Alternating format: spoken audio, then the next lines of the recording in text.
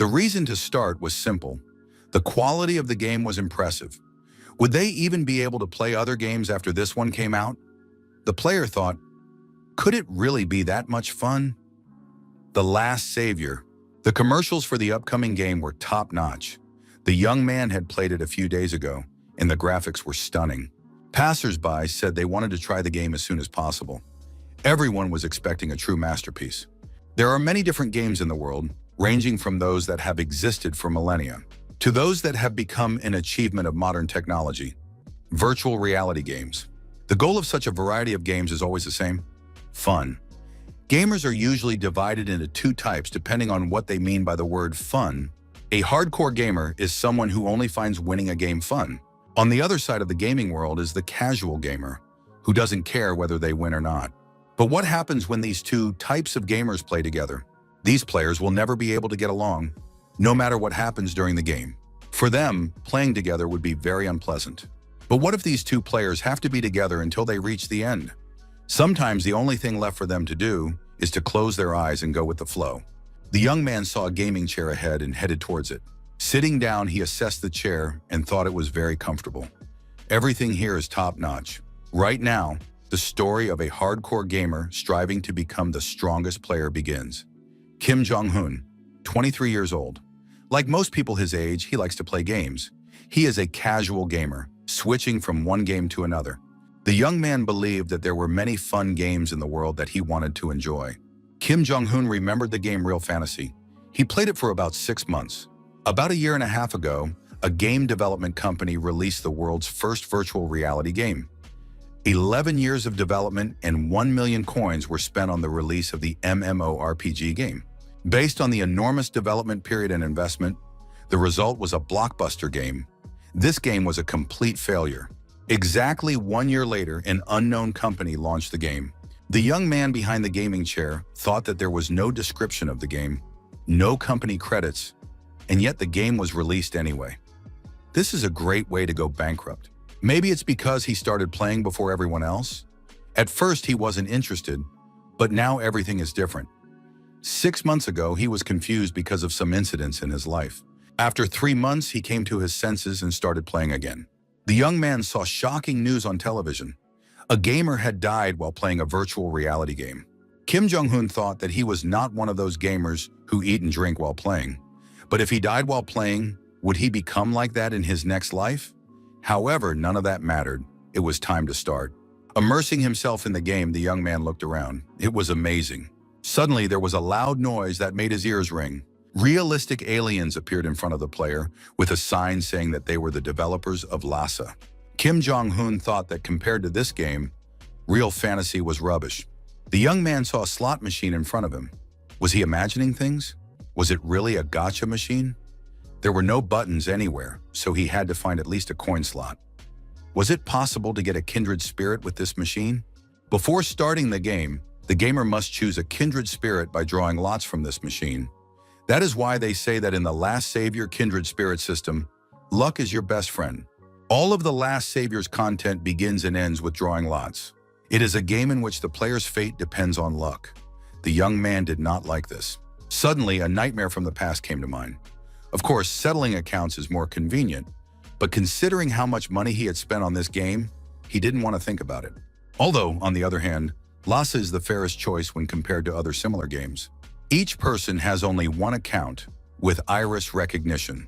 Account resets are prohibited. Even if money is not a problem, what about luck? The penalty will be huge in any case. It all depends on how lucky the player is. It is necessary to choose a kindred spirit and skills.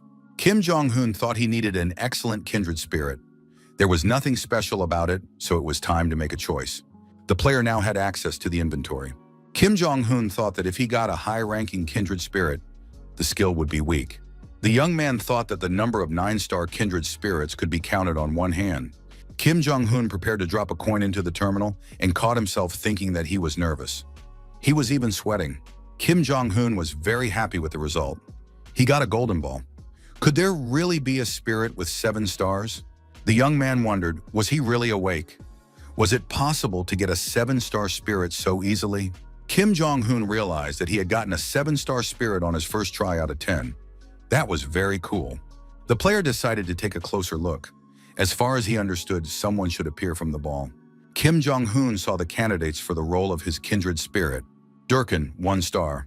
A military man, leader of the Ash Wolf. A second-ranked mercenary and head of the Ash Wolf mercenary group. He worked in Hallis, a small state on the continent of Ryun. An experienced soldier who would be an excellent assistant to the player. Kim Jong-un thought that he would not be surprised by this. Now it was clear how it worked. Jojo, 7 stars. Roland, 7 stars. These players have stunning appearances. They look magnificent. Which one should he choose? Kim Jong-un wondered, what if none of them are the best? The player thought, whichever character he got, if he threw away the rest of the coins, the spirits he currently had would disappear. That's a bad idea. At that moment, Kim Jong-un thought that he was a player who valued enjoying the game above all else. Kim Jong-un mentally apologized to the other 2 players. The player decided to think about it rationally. Today he was really lucky, although he understood that he was not rational at all, but simply a gambler. The young man decided that luck was definitely on his side and threw a coin into the terminal. He went for the 9 stars. The next moment, Kim Jong-un was ready to throw this game away. The young man did not understand how everything could have gone so wrong. He gave up the 7-star spirit and received only a maximum of 3 stars in exchange. Kim Jong-un understood that he had no one to blame but himself for making that choice. If it ended this way, then the young man had no choice but to move on and just start playing. However, luck had not completely turned its back on him. Judging by what he got this time, the player got a good option. The creators had at least some conscience. He got a kindred spirit with 6 stars. It was better than nothing. Kim Jong-un got a Knight of the Round Table? Maybe he should choose him.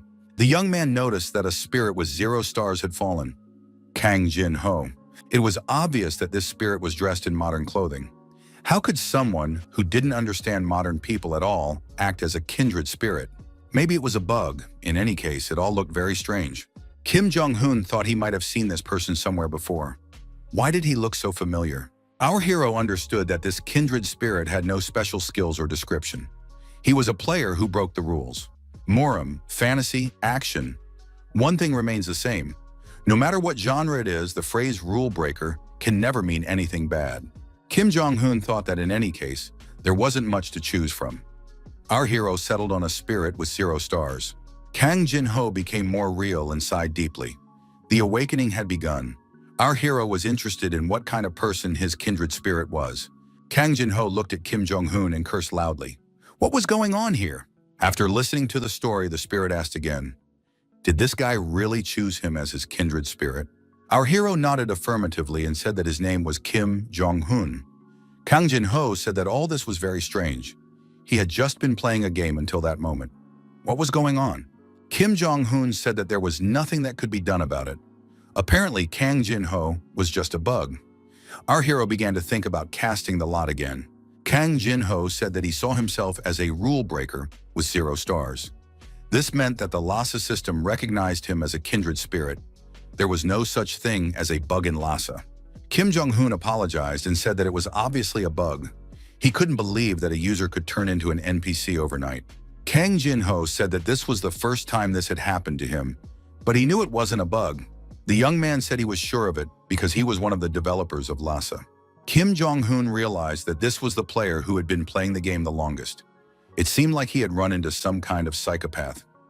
What should he do? Kim Jong-un decided that he needed to log out of the game immediately and eat something. He said that it was time for him to go. He needed to go to bed early today so that he could watch the championship final at dawn. Kang Jin-ho said that couldn't be. Kim Jong-un had heard of the butterfly effect, hadn't he? But what championship final was he talking about? Wasn't it in June? Kim Jong-un confirmed it. It would be the 5th in the morning. Kang Jin-ho said he thought he was going crazy. Hadn't there been any extraordinary incidents in mid-March? Was it some high-profile case involving Lhasa or something related to Kim Jong-un? Our hero was surprised. Why did his interlocutor suddenly bring this up? Where did this question come from and why did it bother him? Our hero said that he had taken academic leave and was not doing anything. Just for fun, he decided to play Lhasa once. Kim Jong-un suddenly remembered the news about a man who died while playing a virtual reality game. That player's name was Kang Jin-ho. Could it be that he was the very same gamer who died while playing The Last Savior? Kim Jong-un thought that after that incident, all virtual reality games had been temporarily suspended. At that time, gamers who streamed their gameplay made a lot of noise. Kang Jin-ho thought that now he had also died while playing the game and had become an NPC. Where was his life headed? Kim Jong-un asked the spirit why he was so calm. Wasn't what he had just heard a serious problem for him? Kang Jin-ho said he was fine. There had been worse troubles before. Kim Jong-un was frankly surprised. What could be worse? Kang Jin-ho said that his interlocutor wouldn't believe him even if he told him. It would be better to draw a skill first. Kang Jin-ho asked in surprise why this guy was reacting so violently all the time. He was just drawing a skill by lot, not a kindred spirit. When choosing a kindred spirit, the number of stars for the skill is already predetermined. Even the color effects change depending on the spirit chosen. 6 stars is silver, 7 stars is gold. The young man was surprised. Why did the colors disappear in the gacha machine? Kang Jin-ho asked, was his rank really 0? Kim Jong-un confirmed this and added that Kang Jin-ho should not tell him. Kang Jin-ho said that everything said after the words, "Just don't tell me," turned out to be true. The sum of the stars of the kindred spirit and skills is always equal to 10. The restrictions on kindred spirits were lifted. The player became the first to obtain a skill with 10 stars and receive the corresponding title. Kim Jong-un and Kang Jin-ho were both surprised. Kim Jong-un decided that this was a divine game. It was evident from the expression on his face. A 10th rank skill had been unlocked. From the moment a player obtains a skill, they have the opportunity to view the status window. It was interesting to look at the description of the 10-star skill. The status window was very easy to activate. Everything was easy to understand. It was difficult to get confused, even if one wanted to. The player gained the right to use items that were previously prohibited or closed. The title bonus remains in effect. The skill level will automatically increase as the player's level increases. Kim Jong-un was surprised. Why was there no further explanation? There were no conditions or scope of application for the skill. I wonder how it works. Kang Jin-ho didn't know if it was an active or passive skill. He had never seen anything like it in 10 years of playing. Kim Jong-un was surprised. What 10 years are we talking about? It had only been about 6 months since Lhasa was released on the market.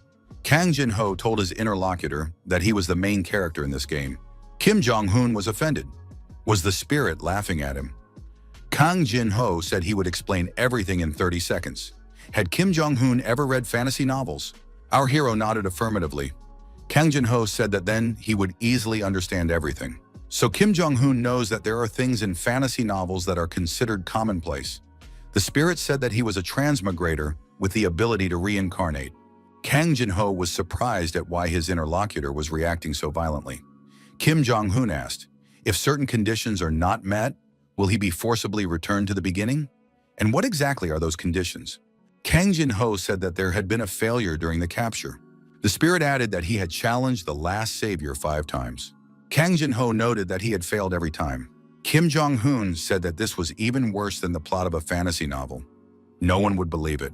Kang Jin-ho replied that it didn't matter whether he believed it or not, but one thing was certain. The player had a kindred spirit that even someone with 9 stars couldn't match. Kang Jin-ho declared that he would make the main character the strongest player. Kim Jong-un said he would choose the name Carp for himself. Kang Jin-ho eagerly awaited the moment when they would start working together. The spirit introduced himself as the Supreme Heavenly Demon and said he was ready to do it together with the character Carpe. The young people found themselves in a forest. The Heavenly Demon said that the training would take place here. The system announced that the monster raid would begin in a minute. They would have to fight 50 monsters for an hour. Kim Jong-un thought, could it really be that simple and actually start? Kang Jin-ho said that the monsters would appear right here. The only thing to do was to run away or hide. Kim Jong-un asked how long players could usually hold out. The Heavenly Demon replied that it was about 12 minutes. It was really difficult, but there was no need to worry. The player would get a combo. If he listened, he would get his first rank very soon. Before Kang Jin-ho could finish speaking, Kim Jong-un rushed to run away. He said he had no reason to listen. The system announced that the raid would begin in 30 seconds. 25 goblins and 25 kobolds. The Sky Demon shouted for Carp to run into the forest, not the other way. He had to survive and get the best reward. That was important. Kim Jong-un said there was no need to worry. They would become the best. no matter what. The first monster appeared before the hero. The young man stopped abruptly and changed his trajectory. Kim Jong-un swung his arm and prepared to strike the goblin for the first time. The goblin was hit and deactivated. Our hero did not expect to defeat his opponent with just one blow. Kim Jong-un was delighted. This was just training after all. He could do whatever he wanted. The heavenly demon thought that it would not be easy to play with this madman. After a while, the system announced that Karp had set a world record for the speed of monster destruction during training. Kang Jin-ho said that the reward for the fastest clear was worse than the hidden reward. However, a spirit without stars would still have difficulty using the hidden reward. The heavenly demon asked if Kim Jong-un knew how to fight in real life. Our hero stated that he was not good at sports. Kim Jong-un added that in his real fantasy, all he did was fight in the game for 6 months. Kang Jin-ho was surprised. Did he really play such a boring game for 6 whole months? Although it was thanks to this that he learned how to fight monsters. Kim Jong-un was surprised why Kang Jin-ho was looking at him so strangely. The system announced that the record had been confirmed. The player could choose one of 3 random items. Kang Jin-ho told Karpi to just hit the chest. An item would appear from it. An unknown sword appeared in the hero's hands. It was not a ranked item. The heavenly demon said that the player was lucky, even though he didn't even try. Some people start the game over just for the chance to hold this sword in their hands, while others get it on their first try. Kim Jong-un looked at the sword and asked what it was. Kang Jin-ho explained that items in the game are divided into 2 categories, ranked and unranked. When a player evaluates an unranked item, additional abilities may be unlocked. Kim Jong-un was surprised. Did even additional abilities depend on luck? How could a game that depended entirely on luck even exist? The player hoped that there would be something good in the other chest. However, there was only a brick. Was this a joke? Kang Jin-ho explained that bricks appear in 70% of cases. The heavenly demon laughed. It would be funny if the player got another brick. It seemed that his luck had run out. Kim Jong-un was surprised. Whose side was this spirit on? The player received an unrated egg. Details about it were unknown. Kim Jong-un thought that the egg probably contained a pet. Kang Jin-ho said that this guy was lucky again. Kim Jong-un said he would take the unrated sword and the unrated egg. Kang Jin-ho said that Karpe had been receiving cool rewards from the very beginning. However, in this kind of game, luck does not last forever. The system reported that an unexpected incident had occurred. A trap item had been detected. The egg in Kim Jong-un's hands began to crack. It was hatching. Kim Jong-un was frightened. Where had his luck gone? Kang Jin-ho was indignant. Why did he take the trap item? What an unlucky guy. Now all that was left was to pray that the monster would be of the lowest rank and prepare for battle. In the end, a goblin appeared, the warrior of the bloody sunset. With a sword in his hand, he growled menacingly. Kim Jong-un was surprised. What kind of scary, modified goblin was this?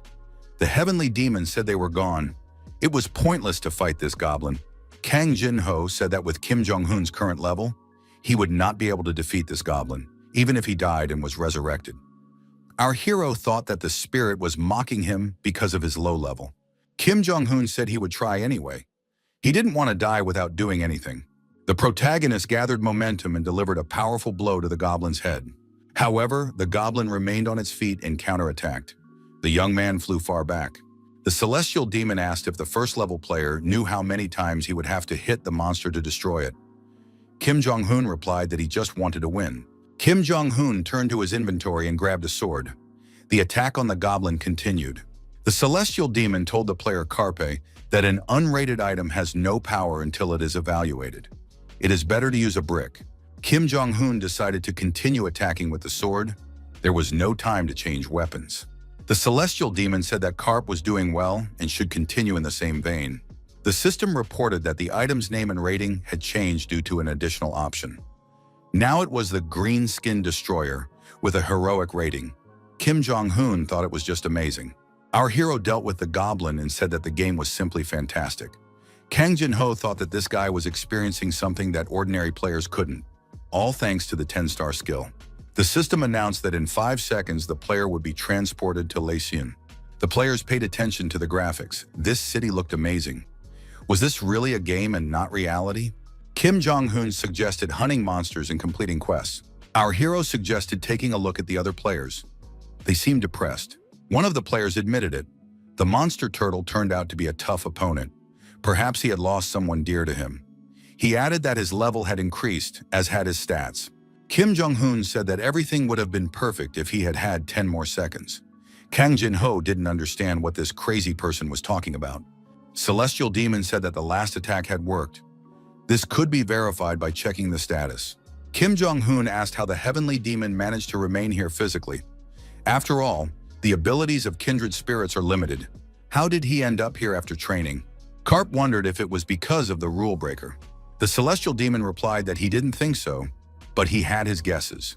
Could Karp reveal his titles? Information appeared. The first kindred spirit had 0 stars. The restrictions on the kindred spirit were lifted. Kang Jin-ho couldn't even imagine that such restrictions existed. He wouldn't be able to talk normally. Kim Jong-un agreed. Spending 10 years on the game and not using his knowledge would be very sad. Kim Jong-un admitted that he still had doubts about the Heavenly Demon. Kang Jin-ho asked if the player had trust issues. Had he been betrayed before? The Celestial Demon said that now all he had to do was prove his usefulness. Kang Jin-ho asked what Kim Jong-un would do after completing his training in the online action game. The young man replied that he would undergo training or use the beginner's resources to hunt mobs, or he would start the main quest right away. The Heavenly Demon said that whatever choice the young man made, it would be his own path. In this regard, the last savior gave players unlimited freedom. The Heavenly Demon wasn't sure if that was still the case. The young people noticed that a large crowd had gathered in the square. What was going on there? The servant said that if people joined their beginner's guild, Mammonism, they would be guaranteed an enjoyable game. One of the players said that they were not going to join anything. They would discuss everything among themselves and create their own guild. Kim Jong-un noted that this person was extremely hostile to recruitment into the guild. The Heavenly Demon acknowledged that it had been about 6 months since the PC version was released. The time had come when experienced players who had secured advantageous positions began to lure in newbies. The servant said that such players put themselves in a difficult position with their behavior. It may be difficult for them to play in the future. One of the players was surprised. Are they really being threatened? Are they really player killers? With too much freedom, experienced players can abuse the system, monopolize items, or destroy other users who refuse to cooperate. The servant said that they intend to protect the players. Had they heard of the mutant deer antler hunt? Information about this quest can be found in the beginner's guide on the bulletin board. It is one of the mandatory tasks for first-level players. Kim Jong-un was surprised. Does such a quest really exist? The Sky Demon admitted that it is one of the most effective quests. Mutant deer are not that strong. The problem is where they appear. This is the only place in the city where player killers are allowed. The servant asked if they had heard of the Bloodthirsty Guild. It is a guild of player killers, widely known in these parts. About a month ago, this group began to grow rapidly in the starting city, presenting themselves as a squad of killers. They set up ambushes near the deer spawn area and attack weak players. The attendant said that in such cases, a voice in the speaker announces, "The game is over. The player has been killed by a killer." Someone asked, "How can we be sure that these people are not part of a guild that is subjugating newbies?" The servant offered an alternative. They protect players from the bloodthirsty so that they can successfully complete the quest. This service is provided free of charge. The guild's goal is to support newbies. But there is one condition. In exchange for their help, they want only one thing. You must give them all your remaining coins for the lottery. The player said that the coins for drawing lots are mere trifles that won't get them anything anyway. The servant explained that their guild has a person with a special profession, a merchant. If you use his skill, you can sell the coins at a higher price. The players said that in that case, they couldn't be angry with such a kind and decent person. They should go down this path, trust only Rohan, and follow him anywhere. Kang Jin-ho said that this immediately raises the question, what does Karp think about what this trickster said? Our hero replied that it sounded like complete nonsense, so everything he said seemed extremely suspicious. The Heavenly Demon admitted that, although it sounded a little strange, the servant was not lying. Everything he said was true. Our hero was surprised. Are they really a charitable organization? Could there be something like that in the game? Taking advantage of the moment, you can experience for yourself how disgusting the entrenched privileges of player killers are, as well as those at the top of the top 10 guilds who use these advantages. Kim Jong-un noted that the situation was similar to a scene from a novel, where the main character, a recluse, single-handedly opposes a huge force. Kang Jin-ho congratulated Mr. Main Character on his debut. The old farmer said that deer were destroying his farm. If the antlers of the herd leader were placed on the farm, the deer would be frightened and would no longer approach the crops. Would the young people agree to get the antlers of the herd leader for him? Kim Jong-hoon thought that even tips were available in the game. It wasn't so unfriendly after all. It was the starting city, so he wanted to get all the information he could. The protagonist finished registering for the quest. But what were all the people doing? How long would they have to wait for their turn? Maybe it was just time to go hunting? The celestial demon said to be patient. This quest was much more effective than the other 4 regular quests combined. A man approached and was surprised. Were these fools really going to just wait until they were called to the start? Kim Jong-hoon noticed the people who decided to skip the line. Who did they think they were? The players said their names were Min-soo, Jong-soo, and Kwan-soo. Together, they were the unsurpassed trinity. They were called the 3 madmen. Jong-soo rushed at the deer and said that whoever ate it first would be its owner. Kim Jong-hoon thought they were fools who had decided to play alone so they wouldn't have to pay anything. Min-soo declared that the icing on the cake would be his swift dagger, which would pierce the deer's throat. An archer was hiding in a tree. He chose his target and drew his bow. The arrow pierced Min-soo's leg, and blood spurted in all directions. Jong-soo and Kwan-soo were frightened and froze in indecision. Min-soo fell to the ground and screamed loudly in pain. His friends rushed to his aid. The archers took aim at the other players. One of the players determined the direction from which the arrows were being fired and warned the others. Servant Rohan shouted for everyone to take up defensive positions and cover the newbies. Min-soo asked if those scoundrels from the bloodthirsty guild had already left. If he had tried to catch the leader of the pack alone, he would have been in big trouble. Mammonism was a really good guild. Kim Jong-hoon looked at the players who were shouting that the Mammonism guild was cool. Kang Jin-ho suggested speeding up the quest. Kim Jong-hoon was surprised. How could the heavenly demon say such a thing when he saw so many players standing in line? Kang Jin-ho replied that he wasn't going to waste time waiting in line. There were other places where the leader of the deer herd appeared, and much more often than here. Karp was surprised. Was the heavenly demon really suggesting they enter the lair of the bloodthirsty? That could be fun. However, it was a large guild. Would he be able to take them all out on his own? Kang Jin-ho replied that his interlocutor still did not realize how absurd his choice was. Had he forgotten what happened when a stream of arrows rained down on him? It felt as if the arrows were flying too slowly. In this regard, is the main character, the hermit, ready for an unbeatable throw? Karp replied that he was definitely ready to set off. Rohan said that one user had entered the forest. He was a newbie. Eliminate him as usual. Kim Jong-hoon said he noticed something strange. The first volley of arrows fired by the bloodthirsty guild was different from the second. At first, the arrows fired at the 3 targets were highly accurate and hit their mark. However, the arrows fired at the Mammonism guild were different. It seemed as if they had rehearsed every movement in advance to reproduce the perfect block of the attack. Kang Jin-ho thought that this Karp might be much smarter than originally assumed. He asked what conclusion the young man could draw. Kim Jong-hoon suggested that both guilds had been in cahoots from the beginning. The arrows fired at the novice did not reach their target. The archers were surprised. They had been told that he was a novice.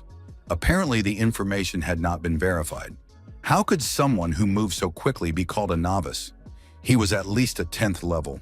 We have to try to take him down in hand-to-hand combat. Right now, I'm hiding behind a tree. Kim Jong-hoon asked the heavenly demon if there was a function to record the game process. Kang Jin-ho replied that the last savior automatically saves videos of the game process. Our hero said that such a recording might come in handy in the future. The player was attacked by a player killer. The attacker asked, "Why is this guy so nimble?" Kim Jong-hoon said that his opponent was rather boring, so he would get another blow to keep him from getting complacent. The attacker from the bloodthirsty guild cried out for mercy. He was just following orders. Since it was just a quest, the protagonist did not spare the attacker, and he was destroyed. The remaining villains thought they couldn't defeat this guy. Suddenly, our hero appeared near them and said that another villain had gone to heaven. Now there was only one left. A representative of the bloodthirsty guild asked him to spare him. If he died now, he would not be able to log into the game for 3 days and would have to eat only instant noodles. He was ready to give up all the items he had. Kim Jong-hoon said he had never heard anything more ridiculous. No one needed his handouts. Karp declared that he would take everything anyway as soon as his opponent was destroyed.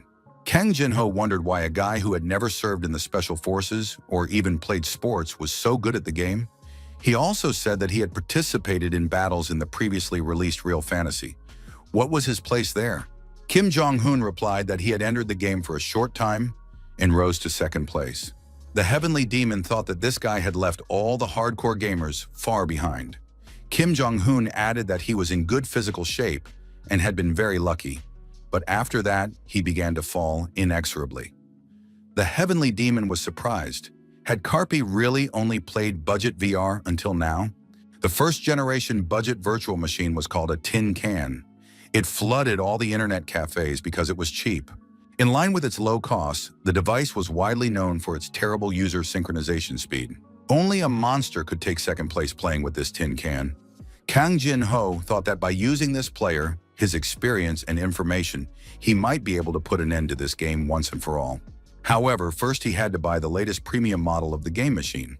But where could he get that kind of money?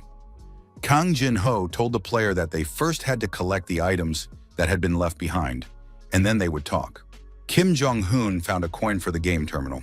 The young man assumed that, in addition to equipment, all sorts of useless items had been dropped. With the exception of personal belongings and special items, the players lost everything. Kang Jin-ho told the player that in that case, the situation changes dramatically. Kim Jong-hoon was surprised. What was going on? The Heavenly Demon asked Karpi how he thought Mammonism spent all the coins it collected. Rohan recently mentioned that there is a trader in his guild who uses the bargaining skill to sell coins at a higher price. Even in the best strategies for beginners, coins remain useless, so they can simply be sold in a store to get at least some money. For example, for a bottle of potion. Kang Jin-ho decided to ask another question. Who developed this strategy for beginners? Kim Jong-hoon was surprised. Was the Heavenly Demon implying that all of this was the work of that scoundrel? Kang Jin-ho replied that Rohan couldn't be the only one involved in strategic planning. The best strategy for beginners was written by the head of the Mammonism Guild.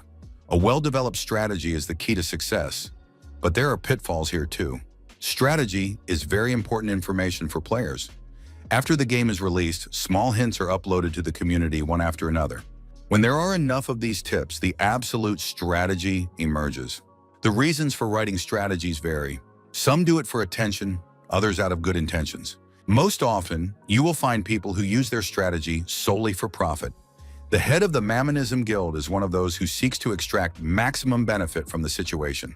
The head of this guild is a person obsessed with money. Human psychology is very simple. The moment people believe in a strategy, it ceases to be just a strategy. It becomes gospel.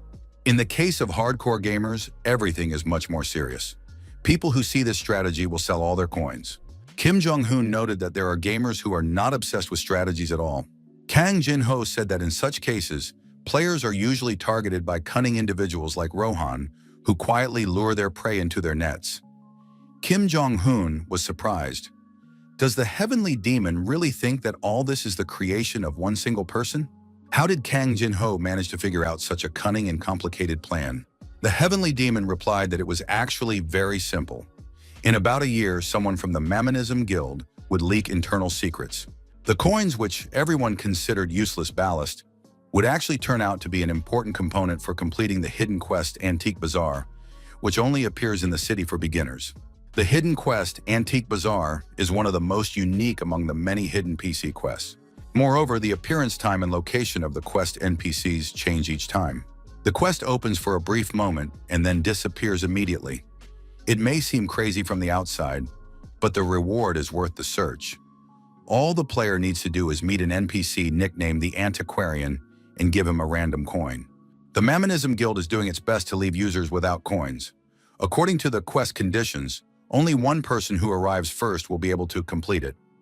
Kim Jong-hoon was surprised. If the time and place of the NPC's appearance are random, then the coins mean nothing. If the quest appears randomly, then everything depends on the luck of the players. Kang Jin-ho noted that the location does indeed change each time, but he did not claim that it happens randomly. This point may be confusing, but there is no need to worry. He is a veteran player with 10 years of experience who has restarted the game 7 times.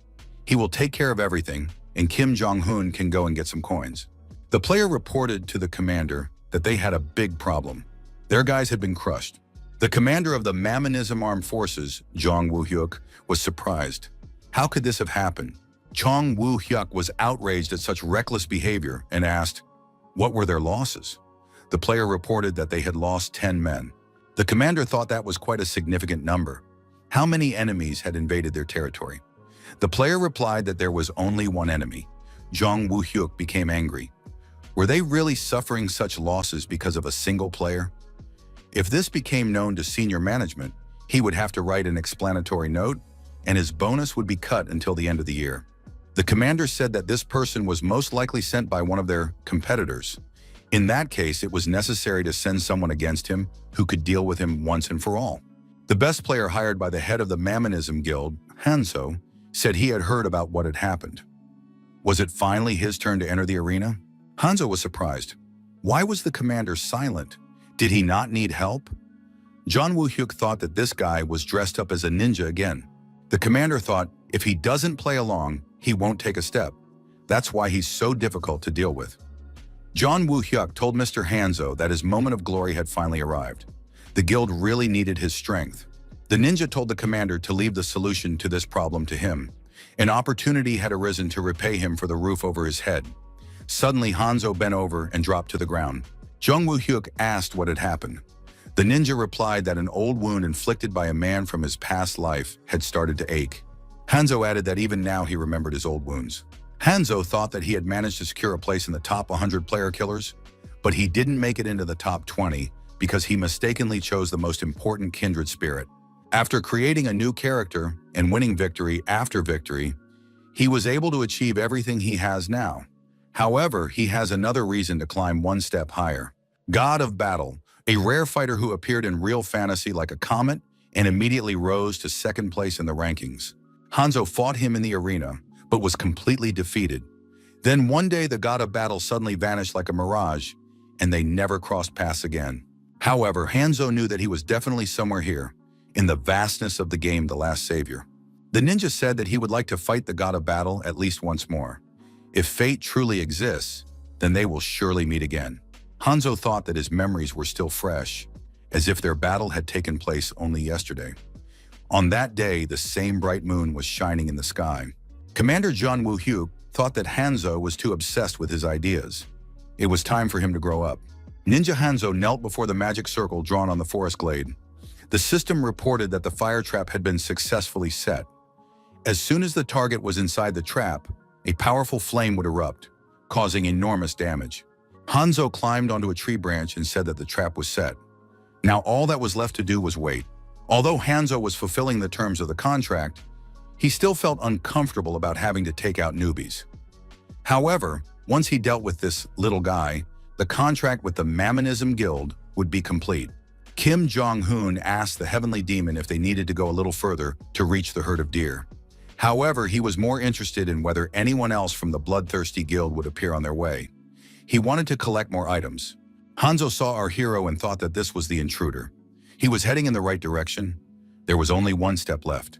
Our hero stepped on a fire trap, and his body was immediately engulfed in flames. Hanzo thought this was perfect and jumped down from the tree to the ground.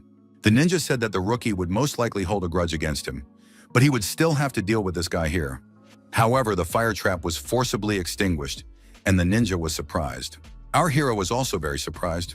The system reported that the unlock skill had been activated, the fire trap had been eliminated, and the abnormal burn status had been reset. So, for the first time in the history of the game, the 10-star skill works exactly like this. Hanzo decided that he had taken this outcome into account. He would take advantage of his opponent's exposed back and deliver a knockout blow. Hanzo activated his special skill, Divine Whirlwind, and moved to attack his opponent. However, the ninja was surprised once again. How could a novice dodge his attack? Kim Jong-un counterattacked the attacker and kicked the blade out of his hands. Hanzo was surprised. Had the rookie disarmed him? There was only one person capable of using this technique so flawlessly. Could it be that he was facing the God of Battle? Kim Jong-un looked at the deactivated ninja and said that it was an unexpected attack. He was seriously frightened. If it weren't for his high endurance, things would have ended badly. Kang Jin-ho noted that this was not all. They were able to discover 2 effects of the 10-star skill. The Heavenly Demon added that it was now known that the unlocked skill had a total of 3 abilities. It evaluated unidentified items, removed traps, and reset abnormal statuses. Kim Jong-hoon said that all this was amazing and unimaginable. Kang Jin-ho remarked that the situation amused him. Why did such a dimwit end up with such a powerful skill? An abnormal status should work under any circumstances. Could the unlocked skill really remove any abnormal status? Kim Jong-hoon looked at the ninja and noted that he got back on his feet sooner than expected. Hanzo said that he did not intend to spoil a beautiful fight, so he calmly accepted defeat. The loser had no choice but to die. The ninja added that even in his dreams, he could not have imagined that he would be defeated twice by the same person. Kim Jong-hoon was surprised. After all, they had met for the first time. Hanzo acknowledged this. The god of battle does not live in the past. That is what it means to be a great man. Kim Jong-hoon thought that the bloodthirsty guild was full of strange characters. Hanzo declared that he accepted his fate. But before his death, he had a request. Hanzo asked his opponent to add him as a friend. The system reported that the request had been received. On the battlefield, a terrifying monster roared loudly at the axe-wielding hunter. The head of the Mammonism guild, Mammon, said that he had finally managed to deal with these creatures. The warrior told Mammon that riots had broken out in Laysan, no matter which way you looked at it. The guild leader asked where exactly, on their guild's territory or on the bloodthirsties. The warrior replied that it was on the territory of the bloodthirsty. Mammon was surprised. Why wasn't there any basilisk blood or something like that? Mammon said that it would be enough to send Hanzo against the intruder. Why all the fuss? The warrior said that Hanzo had already lost. The warrior added that this top player had recently left the game and sent a message to that effect by mail. The message said that Hanzo had managed to cross paths with his comrades from the past. Meeting them had been his life's goal. Hanzo added in the letter that from now on, he was going to set out on a journey to follow this person. He would be away for a long time, so there was no point in looking for him. Mammon said he refused to understand. The warrior admitted that he didn't really understand either. Mammon acknowledged that this guy is obsessed with his ideas and very talented, but there's nothing to be done about it. Who is in charge of the bloodthirsty? The warrior replied that John Woo-hyuk is in command there. Mammon ordered that the appropriate order be conveyed to John Woo-hyuk. A hidden quest should appear soon, so it is necessary to focus on collecting coins. The number of people in the city needs to be increased. If an elderly person who has never been seen among the NPCs is discovered, immediate action must be taken. Mammon wondered how much more manpower he would have to spend on the beginner's town. The legendary Ray of the Iron song leader, a battle axe used by the great orc leader Krandish Sheka during his lifetime, appeared in the hands of the cornerstones of Mammonism. Mammon said that he also received this weapon thanks to the hidden quest Antique Bazaar. He can't wait for the next item. Is there any information about the offender? The assistant said that it was a player who was quite skilled with several types of weapons, but there was no other information. The commander said that even if the antique dealer is found, it is only possible to trade with him once. Mammon reminded him that John Woo-hyuk would have to write an explanatory note, and his bonus would be cut. At that moment, John Woo-hyuk felt his ear itch. Could someone have remembered him? The system reported that the player had destroyed the leader of the deer herd. Quest item received, the leader's horn. Kim Jong-hoon said that he was even sad that it had ended so quickly. Kang Jin-ho remarked that it was excellent work. Now it was time to return to the city and collect the quest reward. The young man noticed that at some point, the scoundrels from the bloodthirsty began to walk in groups. This creates a slight difficulty. It's not hard to take down a few people, but if the remaining 8 attack together, it will be difficult to handle. Kim Jong-hoon asked if they were going to do the hidden quest. The heavenly demon said that wouldn't happen now. Kang Jin-ho remarked that if something like that were to happen, he would not have mentioned the hidden quest in the first place.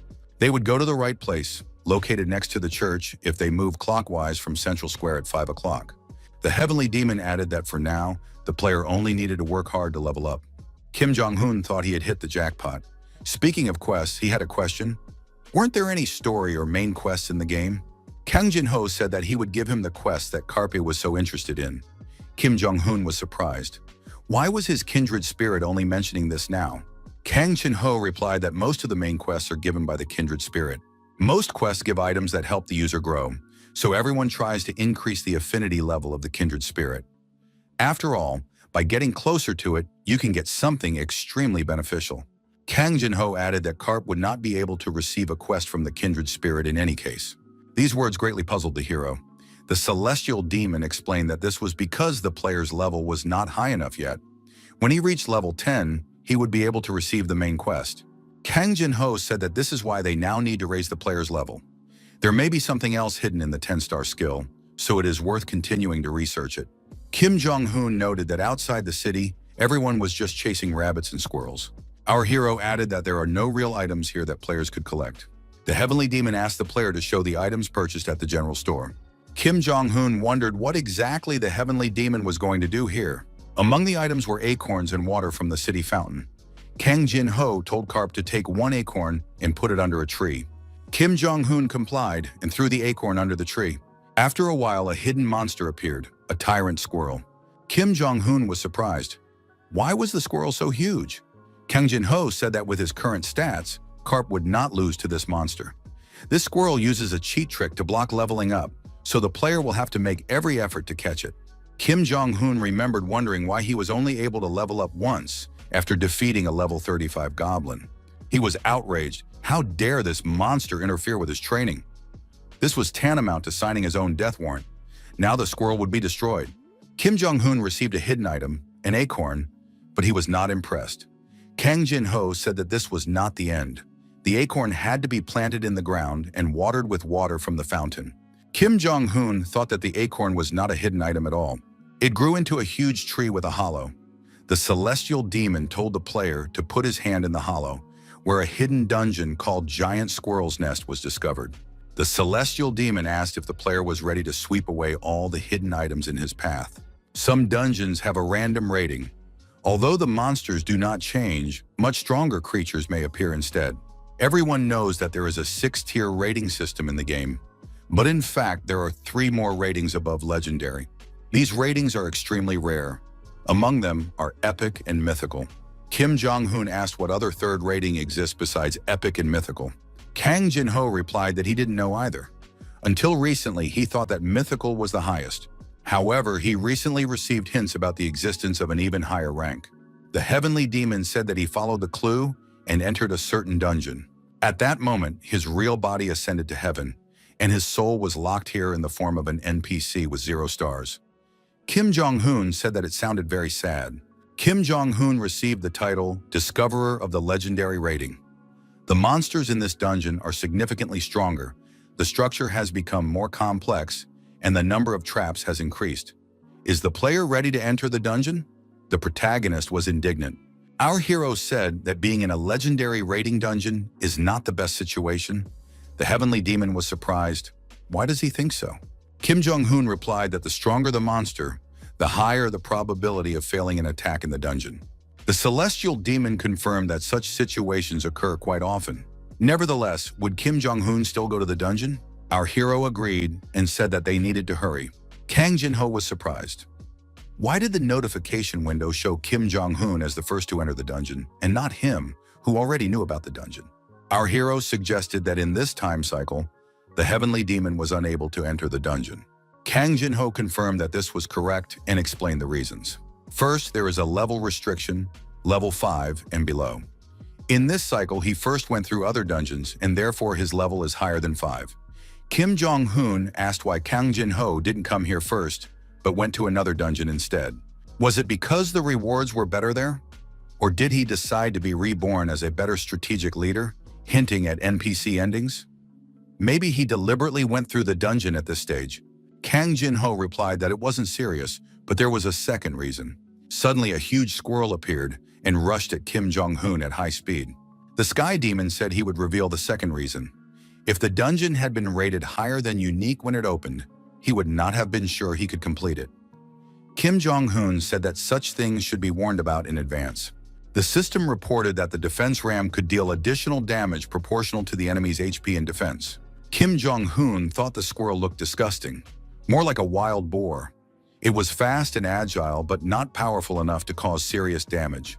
The Sky Demon said that if the player completes the dungeon without taking a single hit, they will be awarded the title Dungeon Clear without a single attack. Will Kim Jong-hoon be able to accomplish the task?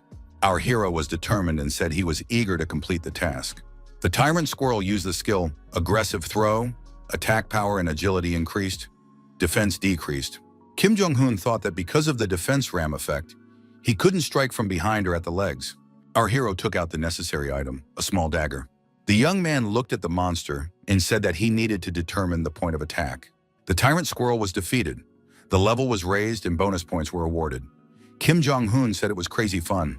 The celestial demon warned that if the player continued in the same vein, he would quickly exhaust himself. Kim Jong-un suggested going a little deeper, almost completely understanding the essence of the dungeon. After a while, Kang Jin-ho was surprised. In a short period of time, the hero had dealt with a large number of tyrant squirrels. Kim Jong-un didn't understand why only acorns were dropping. Our hero thought, shouldn't the effect of increasing the chance of items dropping be working? Why only acorns? At some point, Kim Jong-un received a treasure chest. Kang Jin-ho suggested that the chest was only given after completing a legendary rated dungeon. Such chests are very rare. Kang Jin-ho said that the chest rating is an upper limit, so there is no guarantee that a rare item will come out of a rare chest. Kim Jong-un replied that he wanted to try opening this chest. Suddenly, everything around them shook, and the walls swayed. Was an earthquake starting? The sky demons suggested hiding first because they needed to understand what was happening. The protagonist saw a huge squirrel near the chest and asked in surprise, "Are you sure it's not a hippopotamus?" Kang Jin-ho said that this creature was a mutated entity, many times stronger than the dungeon boss. It was a hidden mob from a legendary dungeon whose appearance was usually very rare. Kim Jong-un said that if it was a hidden mob, then there would be a good reward for defeating it. In that case, there was nothing wrong with it crossing their path. The celestial demon replied that this may be the case in other games, but here everything is different. This creature is more like a trap, so there will be no drop items. Instead, the player will receive a large number of points, allowing them to level up immediately. If they manage to win the battle, they will be awarded a title. The protagonist, of course, agreed to the duel. Kang Jin-ho said that in that case, he would reveal the creature's weak spot. Kim Jong-un said he would launch a frontal attack. Kang Jin-ho warned that this should not be done. If Karp attacks his opponent head-on, it is highly likely that he will die. Kim Jong-un agreed that it would be much better to grow slowly, striking the enemy's weak points as indicated by the heavenly demon, but he wanted to do things a little differently. Kim Jong-un said that even if he takes maximum damage, he doesn't really care, because he only wants to play games for fun. Kang Jin-ho said that this time Karp could do as he pleased. Kang Jin-ho looked at the squirrel and was very surprised. This monster had something interesting on its chest. A chest. Kang Jin-ho said that entertainment is great, but first it is worth changing tactics a little. Kim Jong-un agreed. He likes the idea of breaking the legendary chest more than fighting the monster face to face. The celestial demon said that it was very simple. The player was facing a gluttonous mob. Karp still had all the acorns he had collected so far, right? He needed to take them out of his inventory and throw them at the squirrel. Kim Jong-un asked where this creature's weak spot was. Could it be its back? The celestial demon replied that Kim Jong-un should look closely and pointed to the monster's fifth point. Kang Jin-ho was surprised. Why did Kim Jong-un freeze? He should quickly strike the weak spot of this squirrel. The monster's fifth point literally begged for the player's attack. He had to hurry, otherwise the squirrel would eat all the acorns and disappear. Then the legendary chest would be out of reach. Kim Jong-un apologized to the Almighty and attacked the monster where it was needed. The system reported that a perfect attack on the weak spot had been made. The mutated tyrant squirrel was defeated with one blow. Our hero, with tears in his eyes, apologized to the squirrel. Kim Jong-un said he wanted to change his spirit companion. Kang Jin-ho, who was indeed a real demon, no longer wanted to play the game with a madman. Kim Jong-un saw the chest, and his mood immediately changed. Our hero was surprised. Why was there a lock on this chest? This complicated the task. Kang Jin-ho said that a key of the same rating was required to open it. The heavenly demon asked what Karp was thinking about now. The protagonist used his cheat abilities and opened the chest without a key. He used his unlocking skill, and the chest was successfully opened. Kim Jong-un looked inside the chest and beamed with surprise. Kang Jin-ho was surprised. Could you always count on luck in this game to make the unlocking skill work 100% of the time? Kim Jong-un replied that there was nothing that a 10-star skill couldn't handle. The celestial demon said that first they needed to open the bundle from the chest and see what was inside. It turned out to be an unknown leather armor that needed to be appraised. Kang Jin-ho said that the item was quite good, but since unrated items drop in the dungeon, it would be helpful to have something with a high rating for evaluation.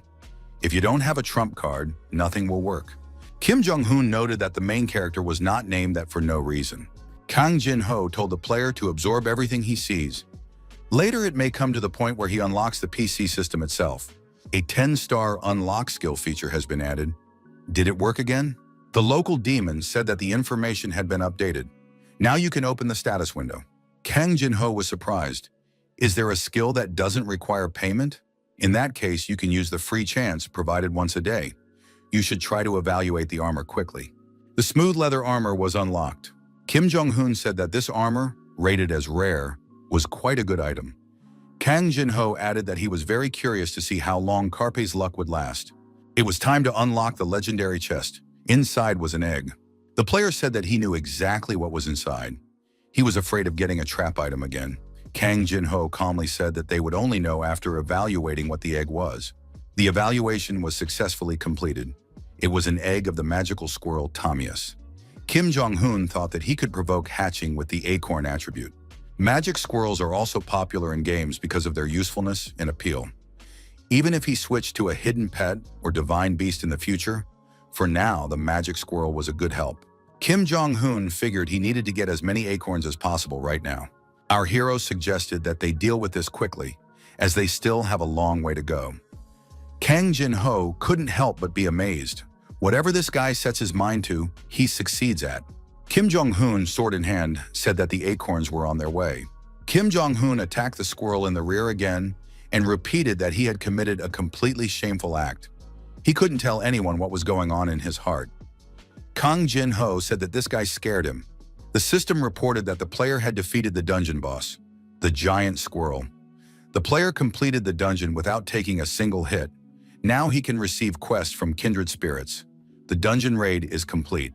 In the end, all the attributes turned out to be acorns. Kim Jong-hoon wondered what to choose, blueberries, oranges, or strawberries. Kang Jin-ho suggested choosing pistachios. The celestial demon said that if Carp couldn't decide, he should first get a profession and then think about his choice. After completing all the quests of the kindred spirit, he would be able to choose from 3 suitable professions. Kim Jong-hoon said that he was facing a standard kindred spirit who was breaking the rules. Kang Jin-ho asked if Carpe knew how a profession was assigned. Our hero replied that he doesn't know, but there is one thing he knows for sure. Somehow, everything is definitely glory and merit. He has a feeling about it. The player is given a profession quest from the kindred spirit. The most friendly relationship possible is established between the player and the kindred spirit. Our hero said that the heavenly demon is indeed an excellent kindred spirit. As expected, the foundation is important in any endeavor. After all, that was the meaning behind the choice given.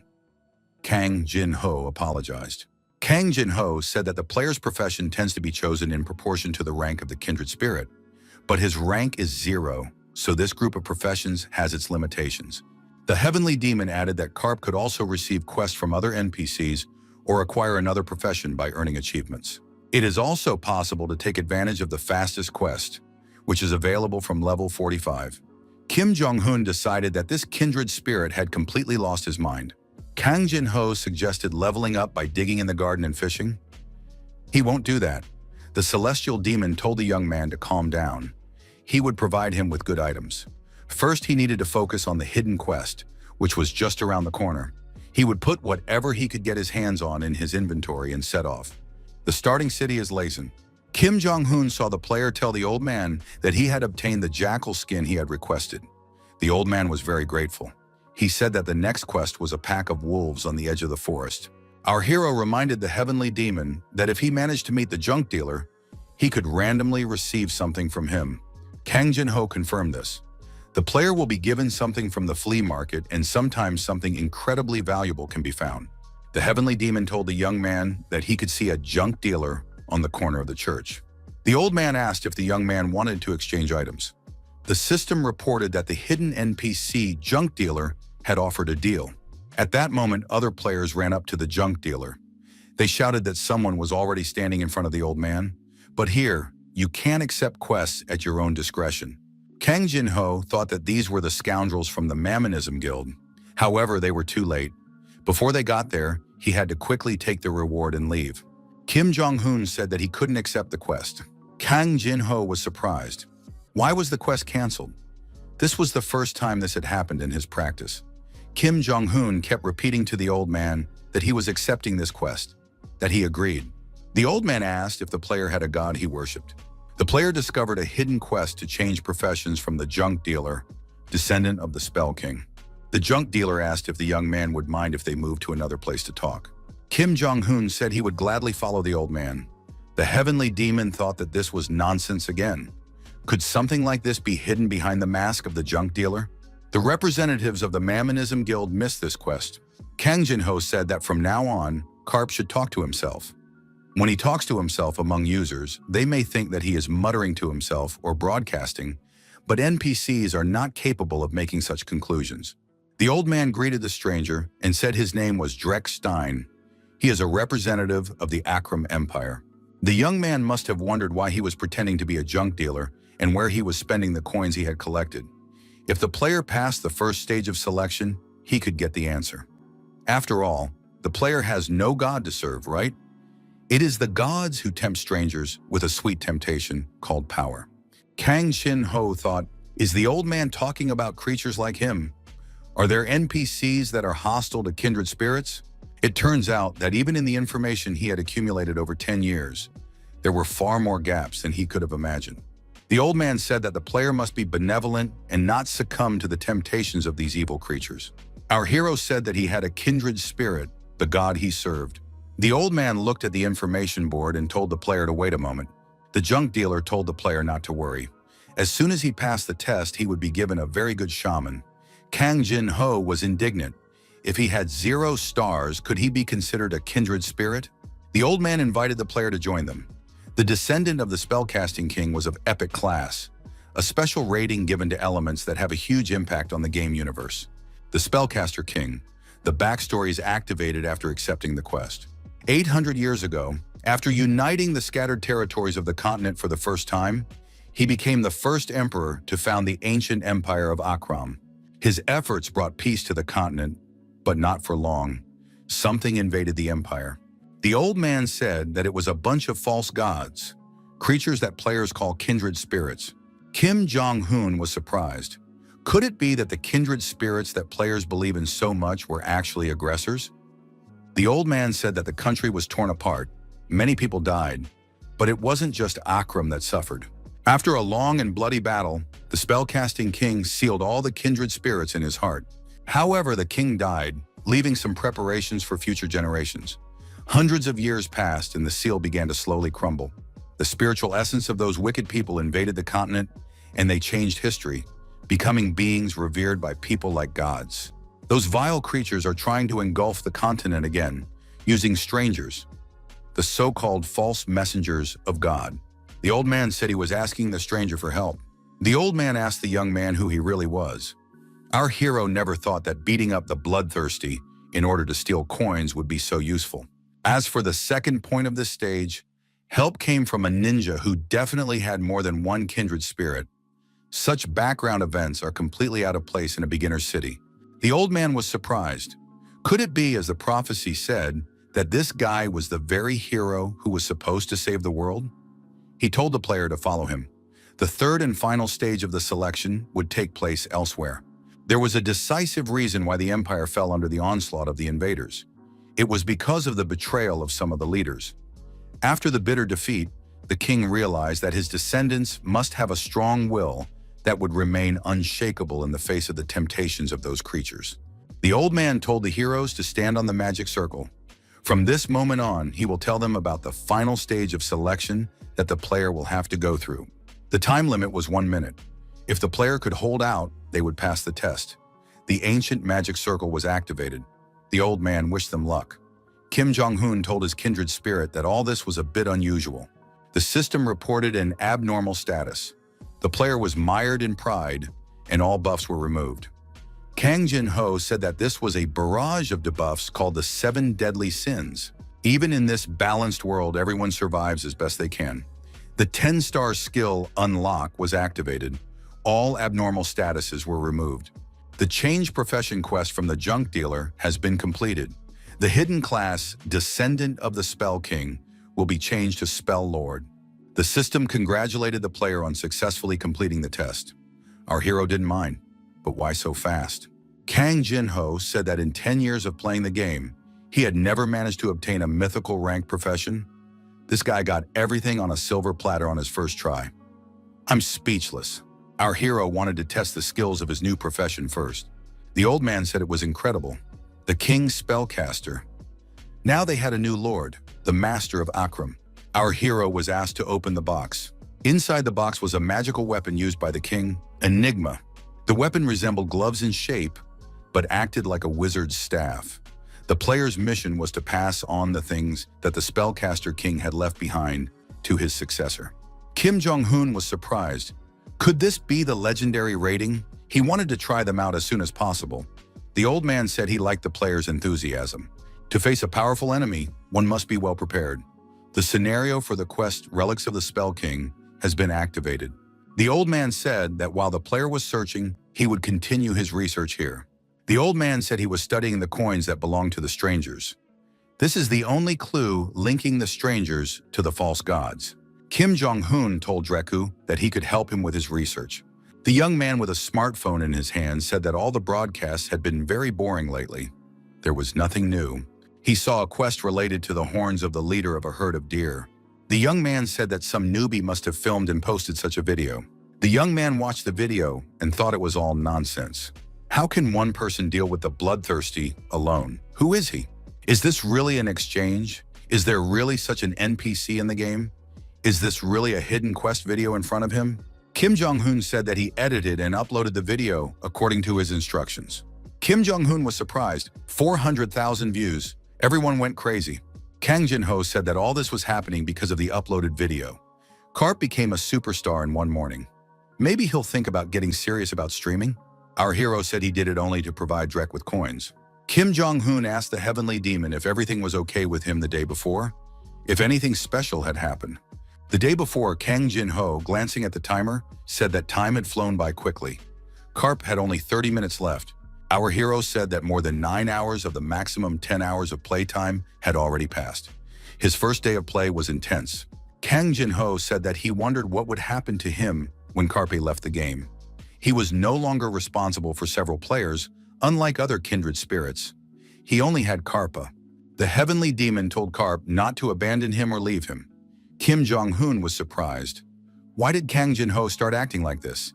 The Heavenly Demon told Karpe to get rid of the time limit using his skill. If he regressed to the past in this game, then Karp would not receive the mythical class. Our hero did not think that something like this would happen. Fortunately, after Kim Jong-hoon left the game, his existence was not erased and he did not regress. Kang Jin-ho said that he was simply thrown into a room.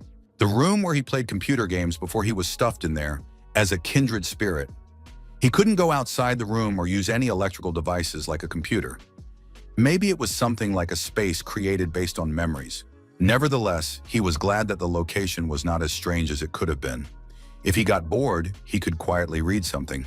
Kang Jin-ho noticed that more and more people were gathering in the square. It was time to take action. The young people found themselves in a forest.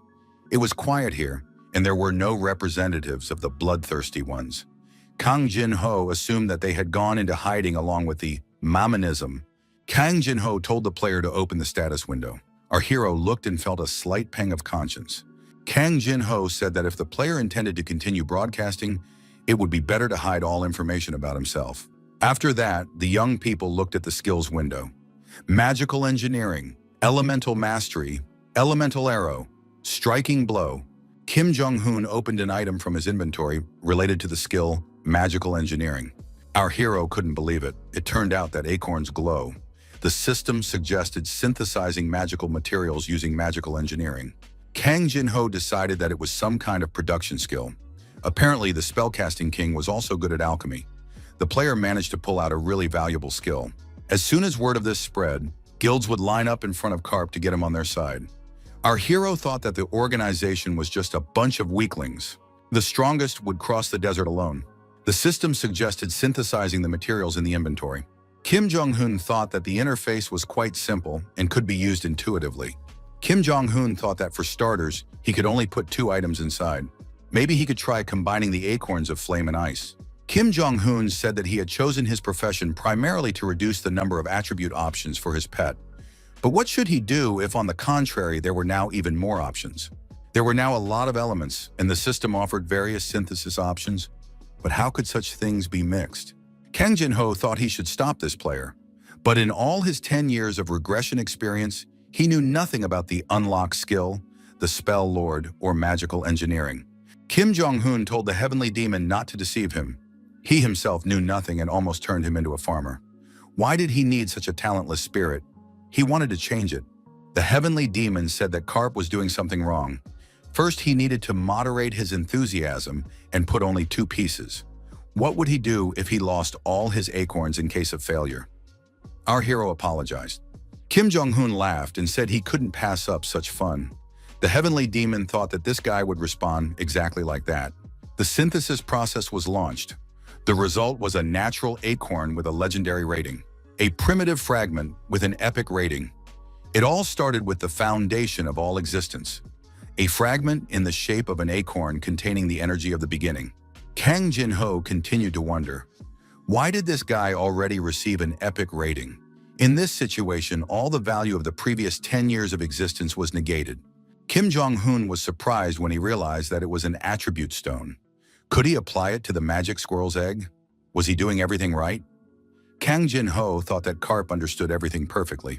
The heavenly demon asked why Karp was even asking if he was doing so well on his own.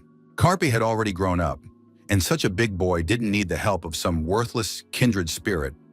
Kim Jong-un said that the heavenly demon was talking nonsense. After all, it was he who had to learn everything. Our hero added that without the heavenly demon's help, he wouldn't have been able to get into the dungeon or get the epic-rated acorn. It would have been the same with the hidden quest. It was thanks to him that he was able to get the mythical-rated profession. The system reported that the hatching conditions had been met. Did the player want to trigger hatching now? The system reported that the race of the object had been changed from a magical creature to a fantasy species. A small animal appeared. Kang Jin-ho said that if you didn't take into account its black fur, the animal looked like a very ordinary magical squirrel. The system reported that the player must choose a name for the pet. Kang Jin-ho said that there was no need to waste time looking for a name with some special meaning, and that they could choose something simple. Recently, the animal had been constantly saying QQ. Maybe they should name it that? Kim Jong-un thought it would be better to ignore these recommendations. The protagonist said he had decided on a name for the squirrel. He would call it Churnish. The celestial demon told Karp to stop fiddling with that ball of fur. It was time to move on. He needed to test his skills as soon as possible. Our hero was surprised. Didn't reaching level 10 mean the end of his stay in the beginner city? Kang Jin-ho replied that once the 10th level was confirmed, the player would be able to receive a quest from a kindred spirit and would be granted the right to leave Laysan. He must declare his intention to leave to the head of Kedlak at the town hall, and he will send the young man to the mainland. However, the recent trend is for players to stay in Laysan a little longer rather than rushing off. This is because there is still much to experience here. The player has acquired absolute mastery of the sword and magical skills. The protagonist said that these were very wise words spoken by the heavenly demon. The heavenly demon said that the quests on the mainland are more difficult. Therefore, there are those who stay and use their skills, and there are those who set off on a long journey to reach the end of the scene. It was for those who stay that a separate mob boss was developed. Kim Jong-un thought that a mob boss would be perfect for his final exam. In that case, they would have to go to Laysan's Cave of Horror in search of the Hell Monster. The young people arrived at the cave of the Hellish Monster. Kim Jong-un said that they had arrived at their destination. Our hero noticed that there were a lot of players here. Kang Jin-ho said that this was the second place on the list where users gathered outside the city. The first was a place associated with the horns of a deer herd leader. They had already been there. The players discussed a video uploaded the day before that made it into the top 10. The conversation was about a quest related to barter. One player said that he went to the place shown in the video, but didn't find any NPCs there. The video location changes every time. Another player asked if the guy really wanted to ask that newbie to be his partner. Did he really think that a guy who had single-handedly dealt with the bloodthirsty would want to deal with someone else? Kang Jin-ho said that Carpe was a local celebrity. Would he agree to team up with him at least once? Kim Jong-hoon replied that he didn't want to become a local celebrity. Our hero approached the cave of the hellish monster alone. Kang Jin-ho said that this dungeon is for temporary clearing. There is a system at the entrance that updates records. You can go up and open the statistics. Kim Jong-hoon said that the interface here is quite simple. Everything is easy and intuitive. However, some players had their profile access blocked if they decided to close their information. One of them was the Heavenly Demon. Half a year has passed, but no one has been able to knock him off the top spot. Although the player in second place is very promising, second place went to God of Battle Overthrower. Our hero thought he had heard that name somewhere before. The players present said that someone was coming out of the cave. It seemed that some player had managed to clear the dungeon.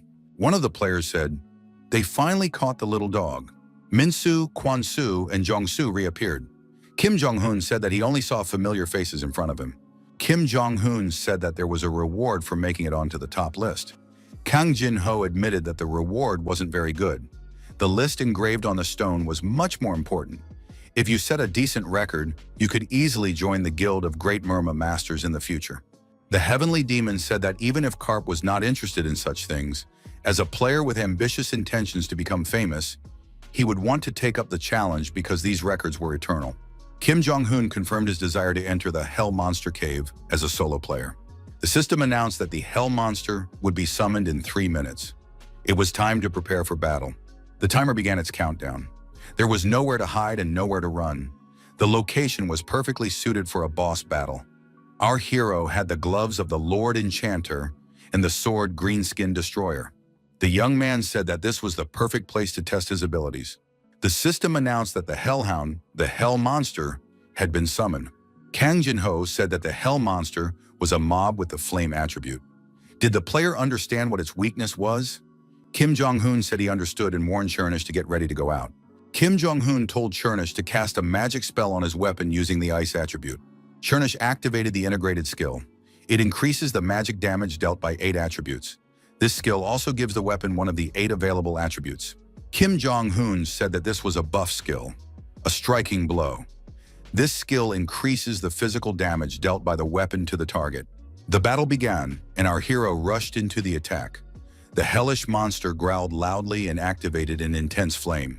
Kim Jong-hoon saw his opponent and immediately jumped aside. Our hero said that this dog was very slow.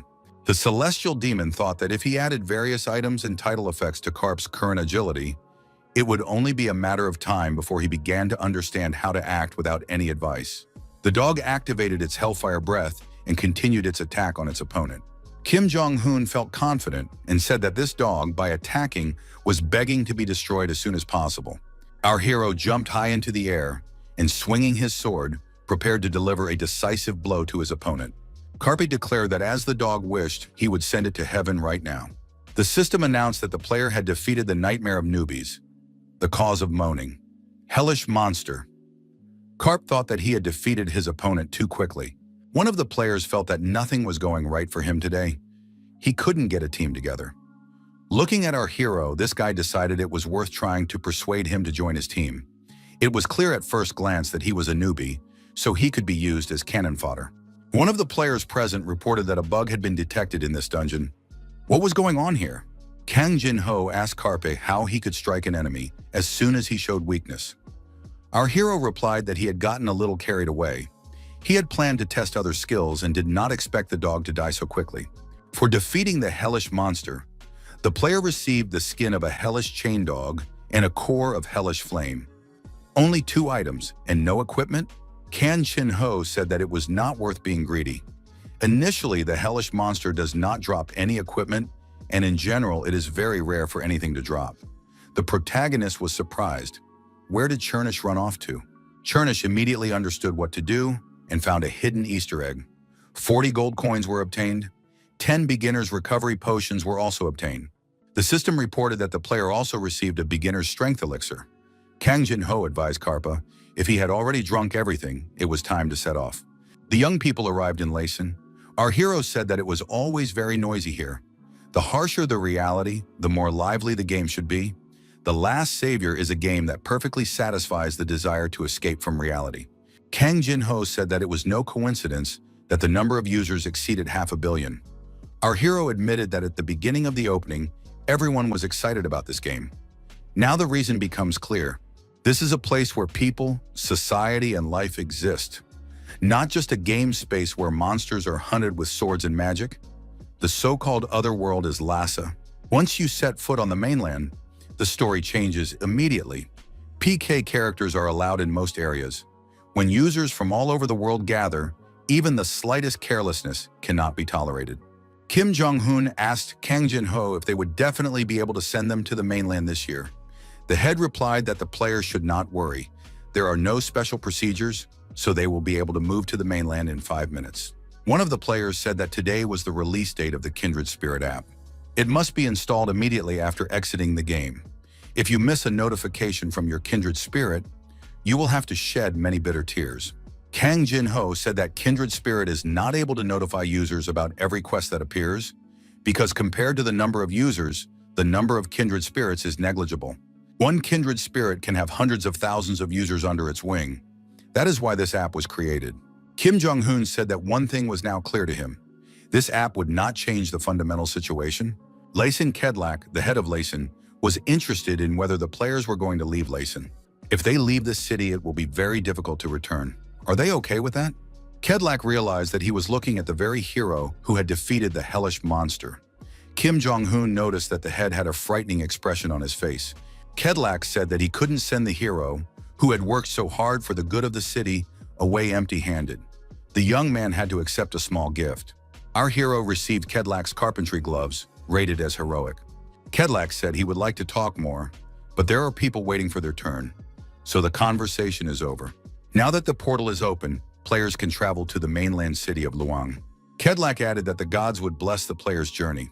Once in Luang, our hero said that it was a completely different level. Kang Jin-ho admitted that Luang was indeed huge. It is not for nothing that it is one of the 3 main cities of Lhasa. Due to its high population density, there are many hidden quests, attractions, and delicious food here.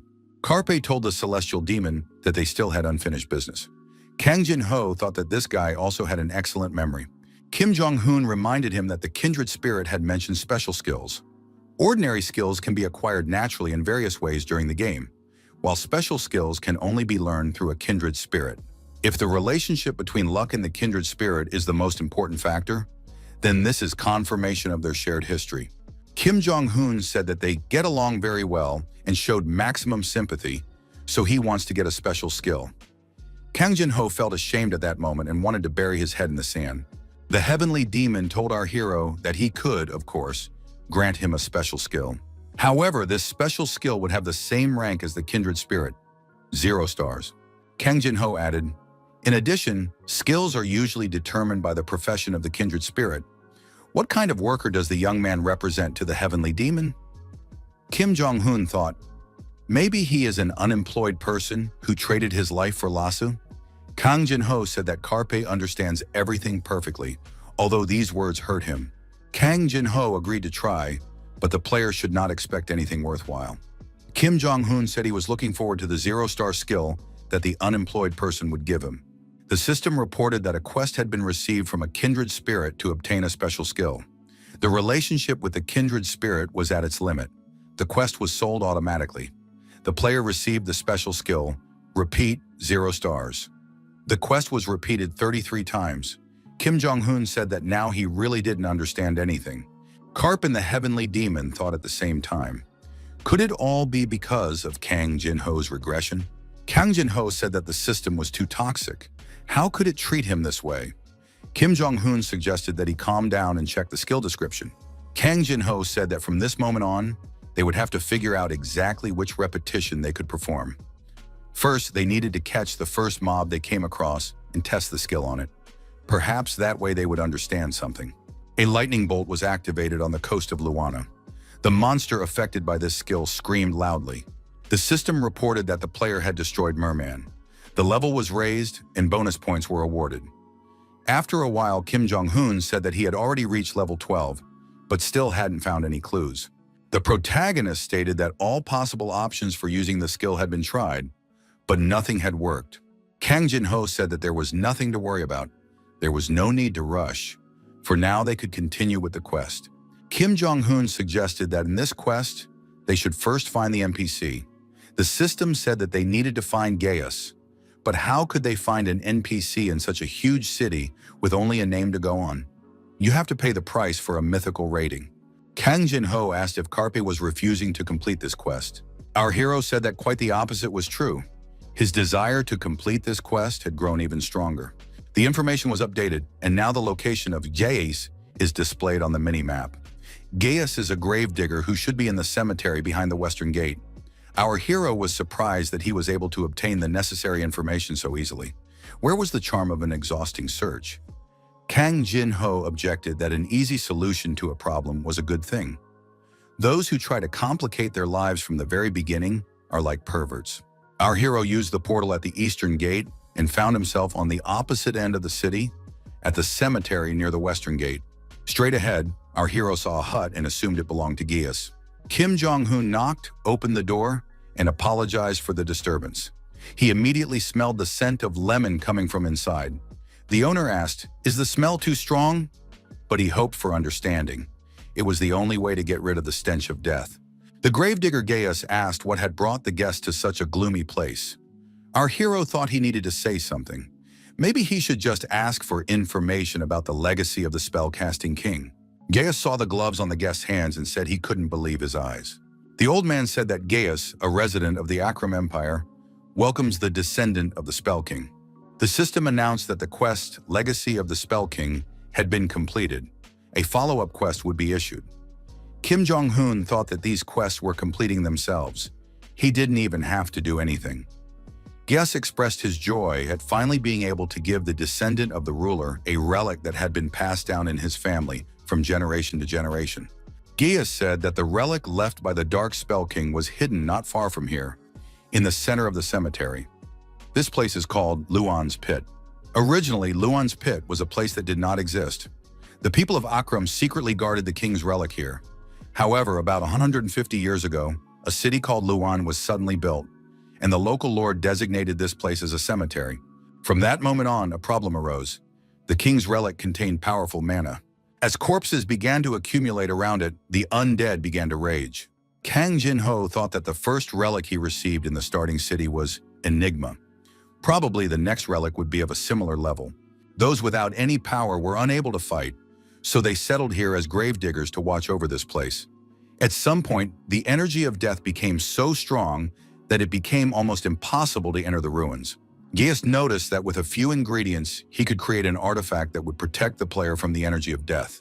There is a seed known as a symbol of purification. It is necessary to bring the necessary ingredients from there: merman scales and a sea core. Our hero thought that he had not yet acquired the gathering skill, so he had no choice but to rely on the chance of items dropping. Kim Jong-hoon declared that he would definitely get the necessary ingredients. Karp decided that he should first check the rewards he had received and opened his inventory.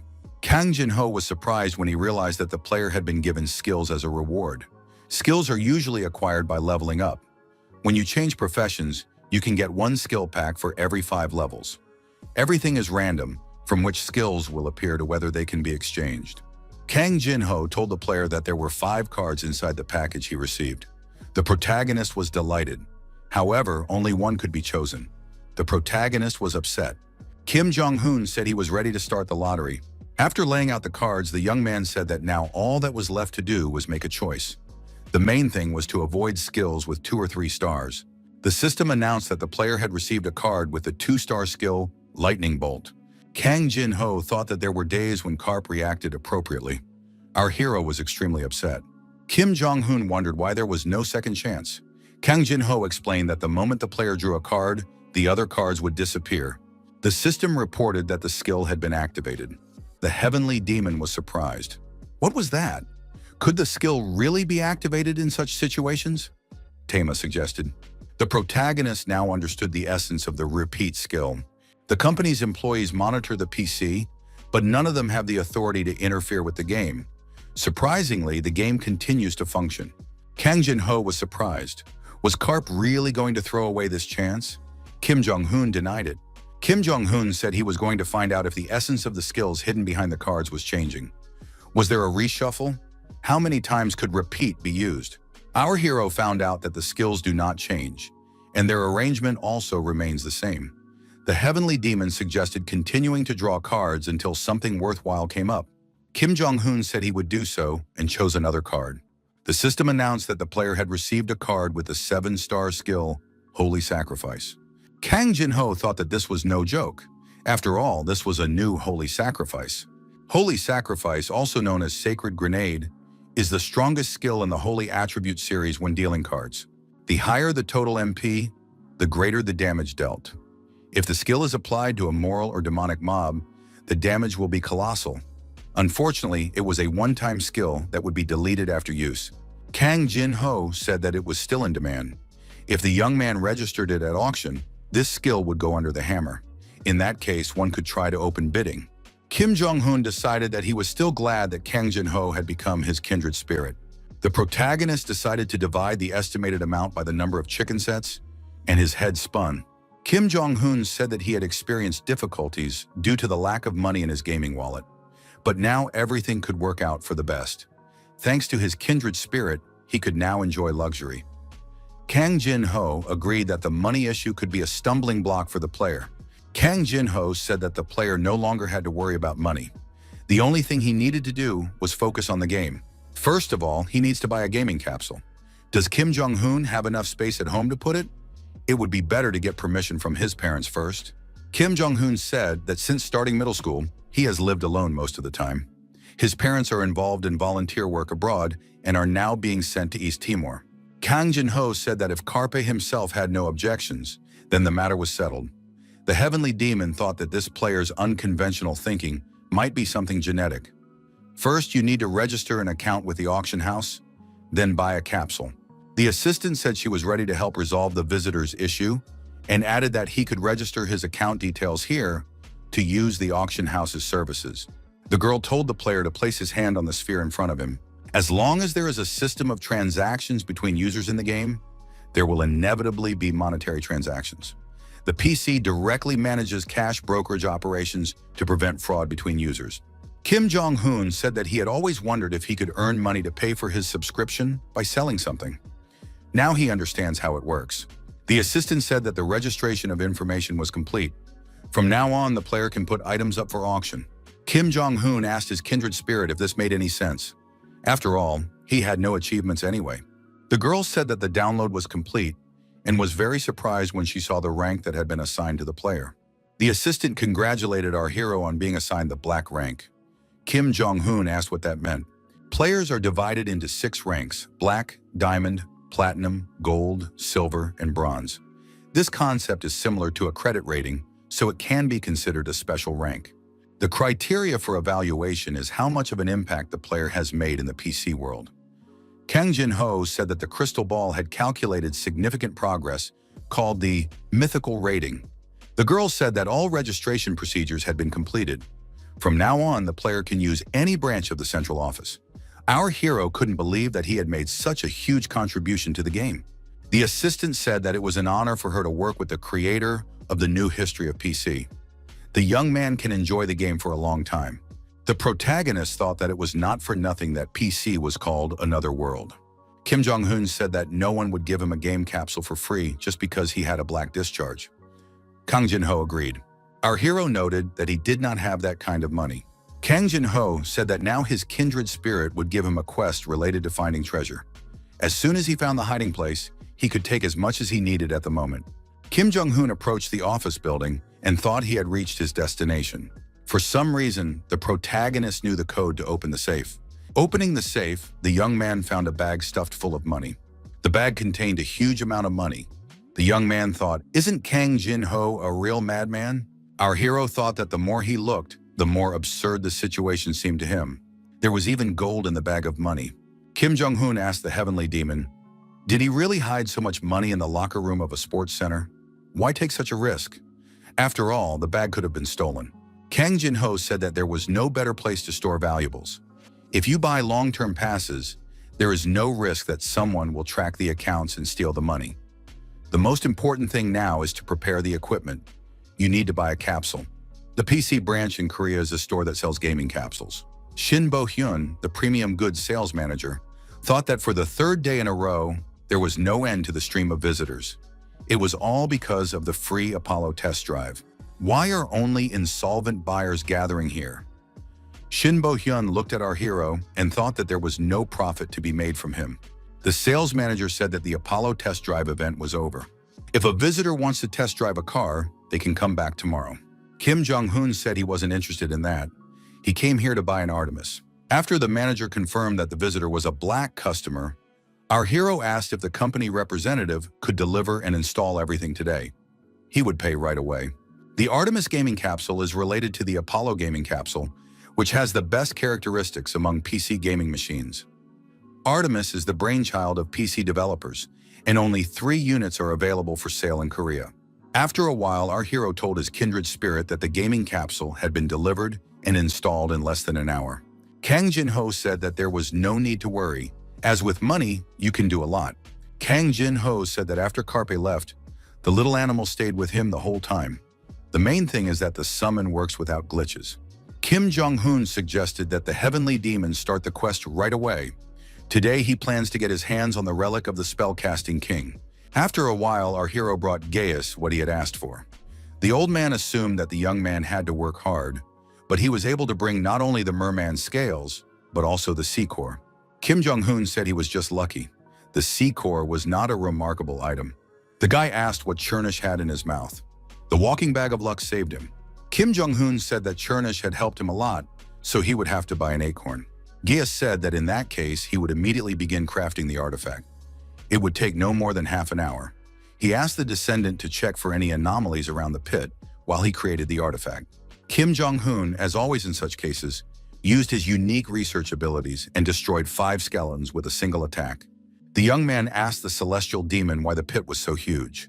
The system reported that the player had reached level 14.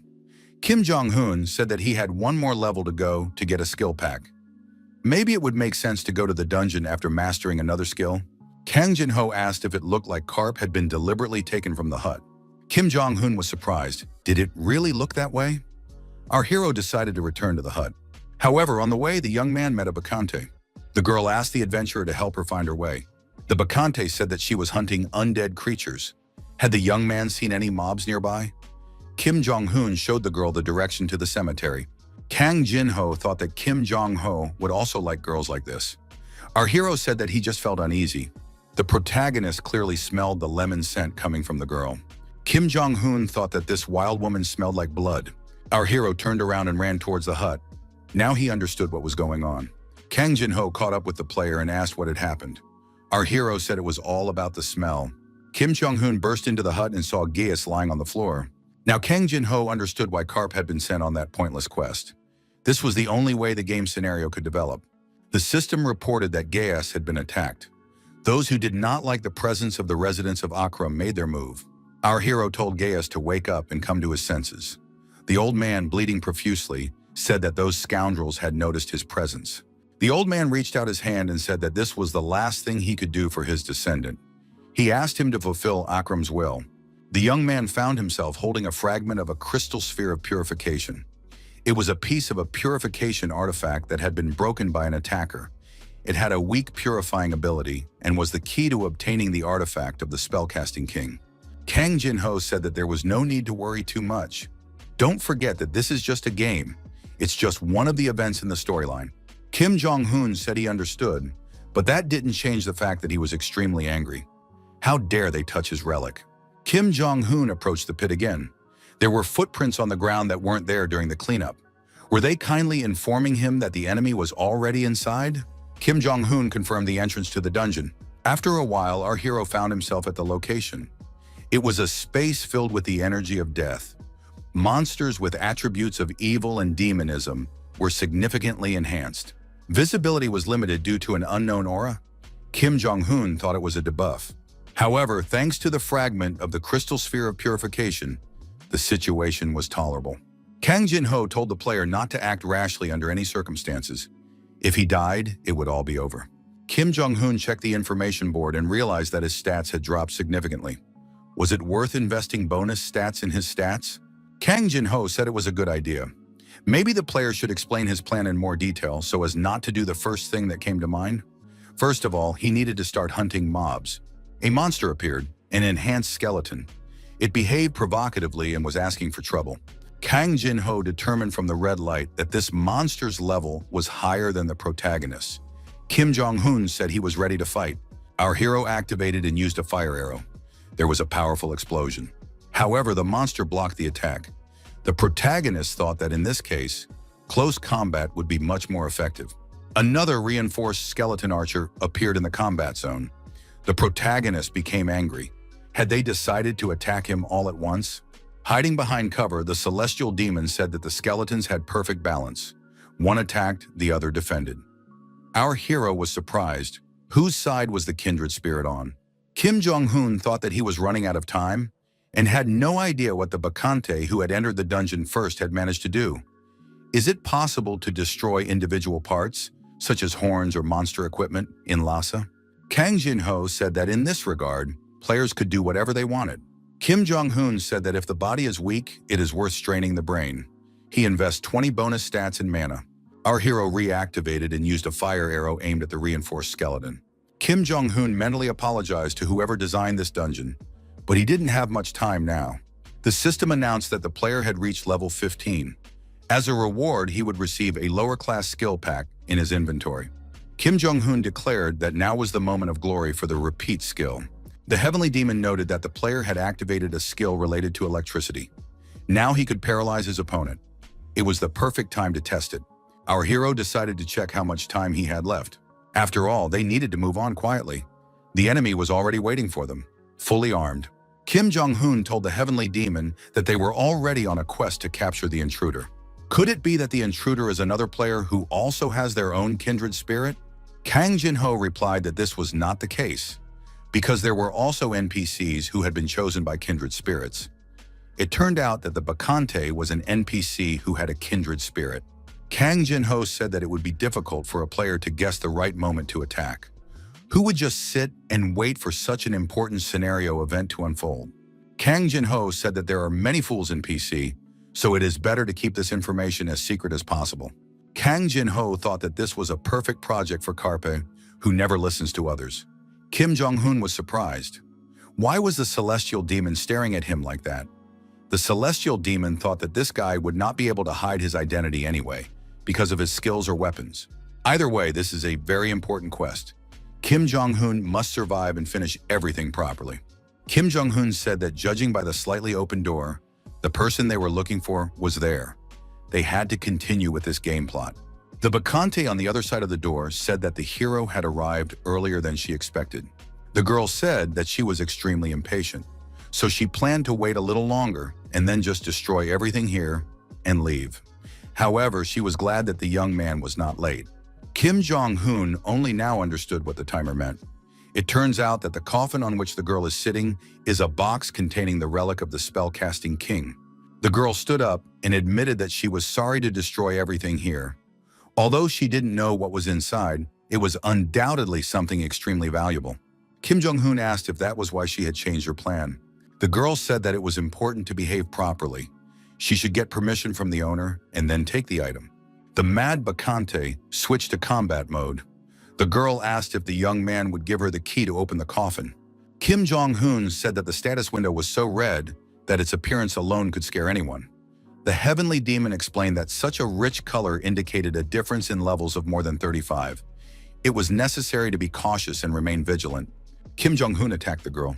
She was surprised at how agile this young man was. The sword of the heroic rank Greenskin Destroyer was critically damaged. It could not be used without repair. Our hero was surprised. Was he really left without a weapon? Kang Jin-ho said that this NPC was created specifically for capture. She is a real monster. The Heavenly Demon noted that this girl was quite clever, and it was impossible to deal with such an opponent at the initial stage. Kang Jin-ho said that there was a hole in the middle of the coffin that was a perfect fit for the key obtained from Gaius.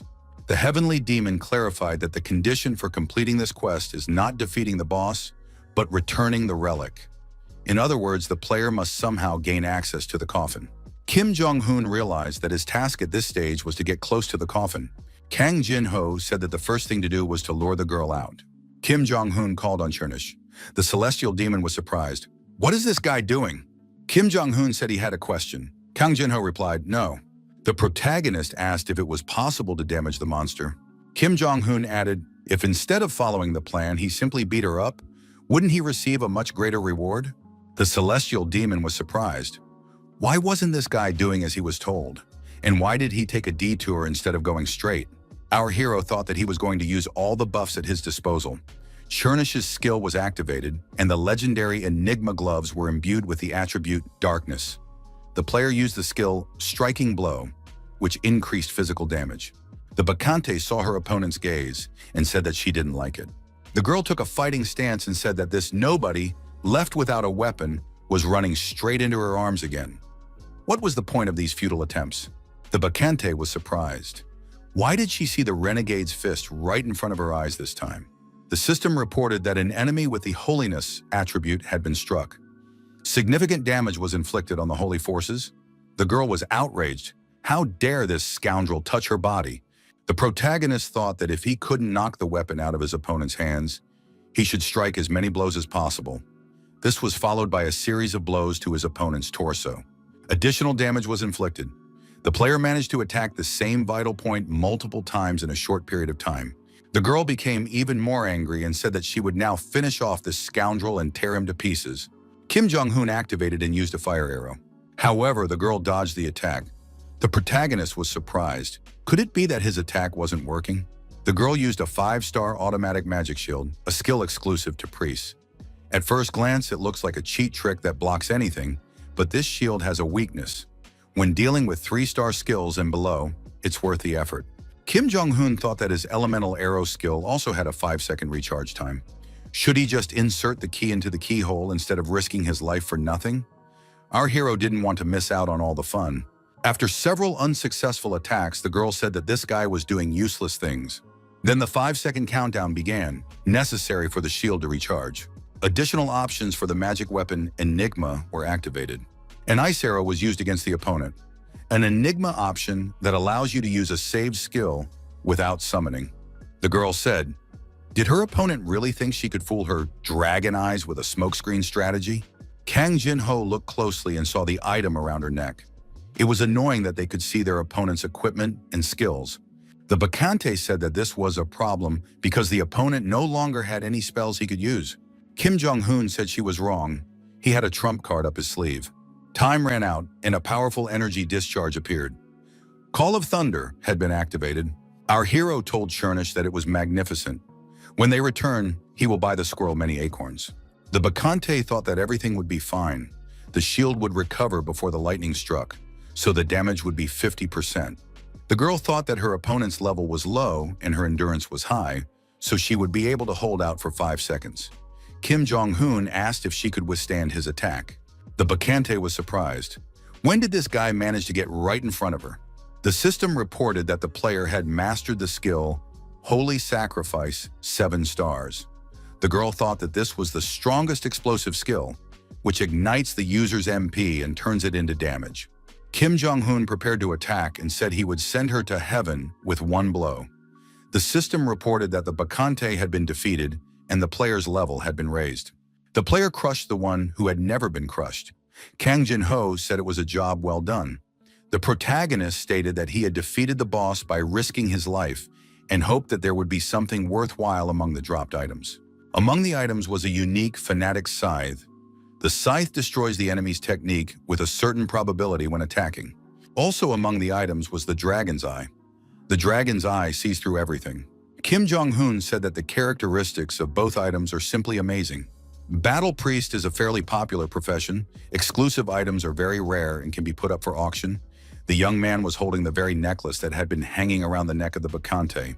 Kang Jin-ho said that it was a very versatile item that could be used in all content related to battle. Unexpectedly, the necklace in the skill window lit up. The magic engineering skill detected an enchantable item. Kim Jong-hoon thought that he could also use the necklace and chose Dragon Eye. The system reported that the enchantment could not be continued due to a lack of materials. Kang Jin-ho said that Adrian was a strong opponent and a regressor. Kim Jong-hoon noted that this was an insurmountable gap. Starting such a duel right now would be madness. He would have to postpone upgrading the necklace until later. Kang Jin-ho suggested checking the main quest harvest. Kim Jong-hoon took out the crystal shard of the sphere and approached the coffin. A bright glow appeared from inside. Kim Jong-hoon looked inside and thought in surprise, could these really be the relics? A wooden figurine and a red crystal? Kim Jong-hoon decided to check the skill card first. The skill Dresches Doll Spells was acquired, 9 stars. Kim Jong-hoon remembered that the description mentioned this doll. The system reported that the player had completed the quest Legacy of the Spell King, Part 2. The next quest opened. Kang Jin-ho told Karp to look back. A silhouette of a woman appeared in the beam of fire and asked, "Is this the very scoundrel who destroyed the apostle in this body?" The system announced that the quest event God of Madness was beginning. The woman said that there was nothing worse than realizing that the place where she had awakened after so many years of sleep was this tomb. Could it be that she was standing before one of the surviving inhabitants of Akram? Kim Jong-hoon asked what she would do in that case. For the first time in a long time, the current world had turned into utter chaos. Wouldn't it be right for him to take responsibility for the sacrilege he had committed? Kim Jong-hoon thought that this divine level was something that ordinary players could not handle. Kim Jong-hoon decided that at least he had completed the quest, so if he died, all his efforts would not be in vain. The woman said that was ridiculous. He allowed himself to relax when he came face to face with her. Now the hour of his death had come. The soul stone reacts to the intense energy of a kindred spirit. A girl appeared who, using her unique sword, defended herself from her opponent's attack. The villain was surprised. Who was she? The girl replied that she saw no need to introduce herself to such a lowly deity. The villainess said that it was pointless. Could Akram still have such power? She believed that today would be the end of the villains from Akram. Apparently, a mistake had been made. The defender said that the villain had no right to speak about Akram with her filthy mouth. She must disappear. Kim Jong-hoon silently glanced at the girl. The defender looked back and looked at the young man. Kim Jong-hoon thought she was a blonde with blue eyes and a rather pretty appearance. The girl said her name was the first sword of the spell-casting king, Brilliant Statinia. Brilliant Statinia said that following Akram's will, she had opened her eyes here. Brilliant Statinia asked the young man if he was her master. Kim Jong-hoon thought this was complete madness. The girl repeated her name and added that a long name could cause delays in an emergency, so she could simply be called Tina. Kim Jong-hoon asked if Tina was a doll made by the spellcasting king, in other words, a homunculus. The girl confirmed this assumption. The spellcasting king created 7 dolls, each of which contained a part of his essence. They were the sorcerer king's closest aides, helping him until the final battle with the kindred spirits. Statina said that she was the first homunculus created among them. Kang Jin-ho couldn't even imagine that the title of Lord Sorcerer included summoning abilities. The heavenly demon thought that this guy was gradually becoming omnipotent. Kang Jin-ho wondered why Tina was staring at him. The girl replied that she had recently been burning with curiosity. Tina asked Kim Jong-hoon what was next to him. This guy looks very weak. Would the Lord mind if she dealt with him? Kim Jong-hoon told Tina not to do that. He would explain everything now. The girl said that now she understood everything. An unimaginable accident had happened to this guy, and when he came to, he was already in the shell of a lowly deity. Kim Jong-hoon admitted that this was exactly how it was. Tina said that she had insulted the military advisor who was helping her lord, both physically and morally. The girl bowed her head and apologized. Kang Jin-ho thought that military advisor sounded pretty good. Kim Jong-hoon decided that it would be easy to get close to the heavenly demon. The system reported that the player had completed the quest event, God of Madness. Our hero saw that the connection time had expired and decided to check the rest of the quest tomorrow. The connection was lost. Kang Jin-ho returned to his room. The young man said that the squirrel was a real mystery. Why was it following him around? Tina was surprised. Was she really in the military advisor's private office? It was a truly unusual place. Kang Jin-ho saw the girl and was startled. How did she get here? Tina said she didn't know herself. Kang Jin-ho didn't understand why everyone was coming into his room as if it were their own home. Tina said that the number of family members had increased. It was time for the raid. Kim Jong-hoon thought that suddenly there were a lot of people here. Karp told his kindred spirit that he had returned. The celestial demon admitted that the guy was late today, but he had been waiting for him eagerly. The system suggested entering the rare-rated dungeon, Luan's Pit. Our hero understood what changes had taken place. Because he had successfully completed the quest, This place had become a normal dungeon. Kim Jong-un asked if it was true that the heavenly demon had been appointed as the room administrator. Did he now own the living space? Kang Jin-ho replied that this was the first he had heard of such a thing and suggested opening the status window. The system reported that the player had reached the minimum number of family members. He had fulfilled the minimum requirements to unlock the room. This is a hidden feature that opens when certain conditions are met. Our hero was surprised that the heavenly demon had not received a similar bonus at the time. The system suggested moving, and the player confirmed it. Does Kang Jin-ho really call this a room? The protagonist was surprised by the size of the mansion, which looked like it had come out of a manhwa picture. But here, even Chernish and Tina are farming in the garden, which is beyond imagination. Kim Jong-un asked the girl what they were doing here. Tina replied that Chernish wanted to have his own tree, so she decided to help him with that. Creating friendly relationships between family members is one of the fundamental aspects of maintaining a healthy atmosphere in the home. Kim Jong-un said that the main thing is that they themselves like everything. Kang Jin-ho admitted that planting is limited to acorns, but later, when the room becomes larger, it will be possible to grow something more interesting. Other places included the training center and research center. Here, family members can improve their skills and experience. There was also a vegetable garden and an orchard. Here, various magical base materials could be obtained. In the mine, you can extract ore and other minerals. Tina said that there are many different places here. The girl noted that the Lord would be most interested in the door in front of him. Our hero ended up in the workshop, and he liked it. Kang Jin-ho said that since they had come here, they could try to make something. Kim Jong-un asked if that was really possible. The celestial demon explained that the profession of a Lord spellcaster could be classified as creative. The downside is that the level of difficulty is extremely high. You have to see everything with your own eyes. A low-quality iron ingot is given as a reward for opening the workshop room. To begin with, you need to try to create something using the magical engineering skill. The system reported that the player chose to create a chainmail sabaton. Our hero shouted that he hadn't chosen anything, that he first needed to understand how everything worked here. The system reported that production was starting. Kim Jong-un shouted that he would now strike the center to stop everything. The low-quality iron ingot was damaged. Kim Jong-un thought, was what he was doing now a game of catch the rhythm? Our hero continued this activity and tried to get into the rhythm at least once. The system reported that the player had succeeded in creating a plate sabaton with a rating of magical. The first piece of equipment had been created. Kang Jin-ho looked at these experiments and thought that rhythm was not his forte. Kim Jong-un decided to try creating other pieces of equipment. Tina told the Lord to follow her. The spellcasting king had achieved outstanding results in many areas, but his professional specialty was rune engraving. When the player places the created equipment on the workbench, the engraving of runes begins. A magic pencil must be used to engrave the runes. The effect of the completed rune is activated randomly. Kim Jong-un wondered what they wanted from him this time.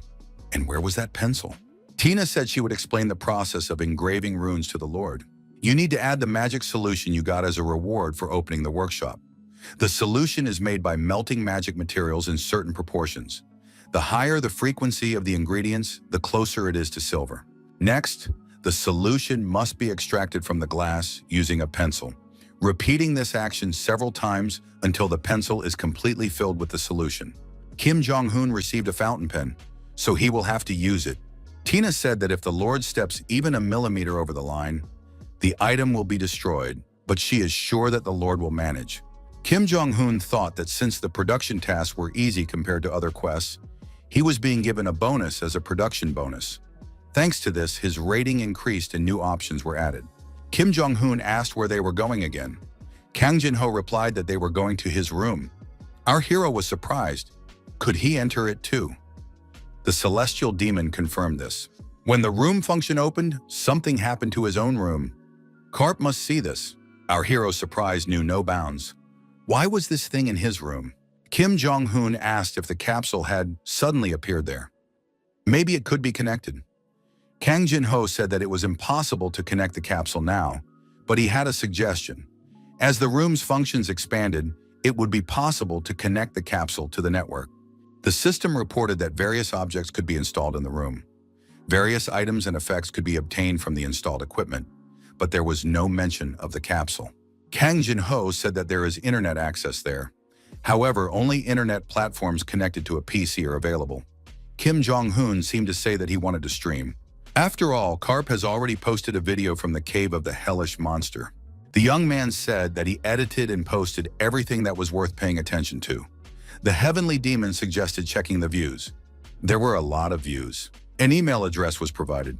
But what's wrong with the cryptocurrency window? Kang Jin-ho said that it was worth commenting on, and that all management opportunities were open to the young man.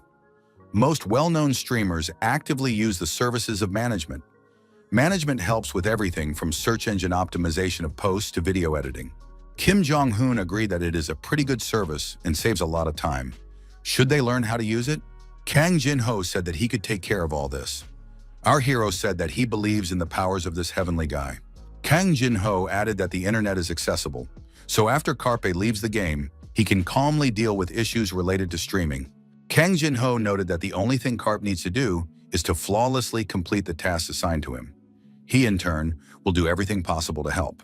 Kang Jin-ho said that if Kim Jong-un suddenly quits the game on a whim, all their efforts will go down the drain. Then he will remain a ghost in this game forever. Kim Jong-un must give him the opportunity to break out of the loop of endless regression. Luan City. Our hero sent the items to auction, replenished his supplies, and finished repairing his sword. Now they can continue the quest. The system reported that the player cannot continue the quest, Legacy of the Spell King. The player's level is insufficient. Kang Jin-ho said that everything is obvious. Only after reaching level 35 will it be possible to attack Manada, but the player failed at level 17. Kim Jong-un said that he had to level up 8 times before the next quest. In that case, it was worth filling in the gaps in his inventory. He needed another attack skill. Kang Jin-ho said that the course was set. There was only one answer: to move on to the Sea Cave quest. This quest is the most important one in Luan. Due to its huge rewards, it is very popular among users. It is a mandatory quest that is a great help for beginners. But there is one strange condition. Basic robes purchased from a specialty store have no abilities. To complete this quest, you need a group of at least 2 people, both of whom must be users. NPCs are not allowed. Kim Jong-un thought that in this case, he needed to team up with another user. But isn't he currently on opposite sides of the barricades with the others because of the story of the Spellcasting King? 800 years ago, the Spellcaster King became the first emperor to found the Akram Empire. The kindred spirit that destroyed Akram is the player's helper. Kim Jong-un thought that if the story was to be believed, Tina had been directly involved in this. She participated in that war against the false gods. In that case, what would happen if another kindred spirit recognized Tina? Tina said that the Lord was worrying needlessly. She added that the 7 dolls, including herself, were produced at the very end of the war. Since a secret and swift attack was launched on the enemy camp, there is simply no one among the false gods who remembers her face. Kim Jong-un said that if she was okay, he would be able to breathe a sigh of relief. The guy thought that the problem was that he had to raise this powerful cheater from the first level, but there was no other choice. Kang Jin-ho noticed that Karpe had become smaller. Was this not combat mode? The protagonist acknowledged this. It allowed him to increase his recovery speed 3-fold. Now it was time to move on to the cave. One of the players offered to keep him company in the cave for only 15 minutes. The girl asked the adventurer to find her pendant. In return, she would give him the precious cards she had collected. The player accepted the girl's request. The girl asked the messenger of the gods to help her. The protagonist thought she looked like a very ordinary NPC. However, why do some users call her Luana's angel and others demon? Kang Jin-ho said that the quality of the reward she gives can be either high or low. Our hero was curious if the entry restrictions would be lifted. The dungeon is not included in the list of things that can be unlocked. He will have to go in search of a partner to enter the dungeon. Kim Jong-un said that skills don't matter. He would prefer someone with whom he could calmly complete the quest and easily go their separate ways. Is it possible to find such a person here? The ninja asked, the god of battle is looking for a partner? Finally, they meet again. Hanzo said that this was a very fateful meeting. He never expected that they would meet like this. The ninja suggested that their connection, which arose in a past life, would not be easily broken. Kim Jong-un wondered if there might be another companion in the community.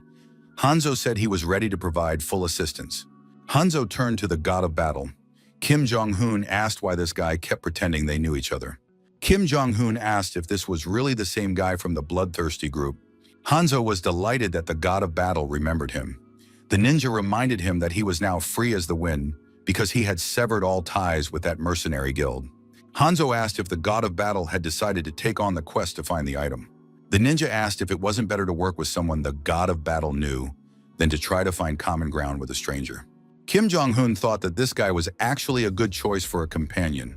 His playing style was neat, and it was thanks to him that he managed to get the profession of a lord spellcaster.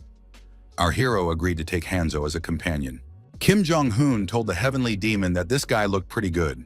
Kang Jin-ho told Karpi not to show his status window to anyone.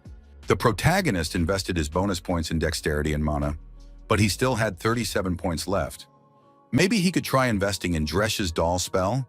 Kang Jin-ho agreed that having passive buff skills would never hurt. With the remaining points, our hero wanted to master magical engineering and elemental mastery. Hanzo returned and thanked the god of battle for waiting. Now he was ready to join the team. Kim Jong-un was surprised. Was this ninja really an archer? Hanzo inquired how well the god of battle knew what the sea cave was like. Our hero said that this was his first time here, so he was not familiar with it. The ninja explained that the monsters that appear here can be considered improved versions of those that appear along the coast. However, unlike the beach, the monsters here attack first, and there are traps that are not found on the coast. Therefore, caution must be exercised. Kim Jong-un said that a monster had appeared, 3 large shells with hard shells. Not only did they successfully pop up on the horizon, but there was also an opportunity to try out the dragon's eye. Information about the target was received. Our hero thought, isn't this the basic information that is usually displayed in the status window? Hanzo said that they were just shells. He was ready to deal with this trash himself. Kim Jong-un replied that he had no objection. The victorious ninja activated Snow White's summon. Kim Jong-un wondered how far this guy's concept had gone. A wind caress appeared, a pet of heroic rank. Hanzo commanded Snow White to go into battle and activated the air cannon. Our hero thought that turning the shell upside down would completely neutralize the enemy's attack. The ninja did a good job. The victorious ninja used the invincible sword. In doing so, he hit 3 shells at once. Kim Jong-un said that Hanzo destroyed the enemy in the blink of an eye. He turned out to be a good fighter. Hanzo added that he was looking forward to his partner's battle with the next opponent. Kim Jong-un summoned Chernish and activated the Thunder Summon. Lightning shots were used. Chernish's family member defeated the magic-intoxicated mermaid. Kim Jong-un told the squirrel that it was a great job. Hanzo turned to the god of battle and noted that he couldn't even imagine that he also had a pet.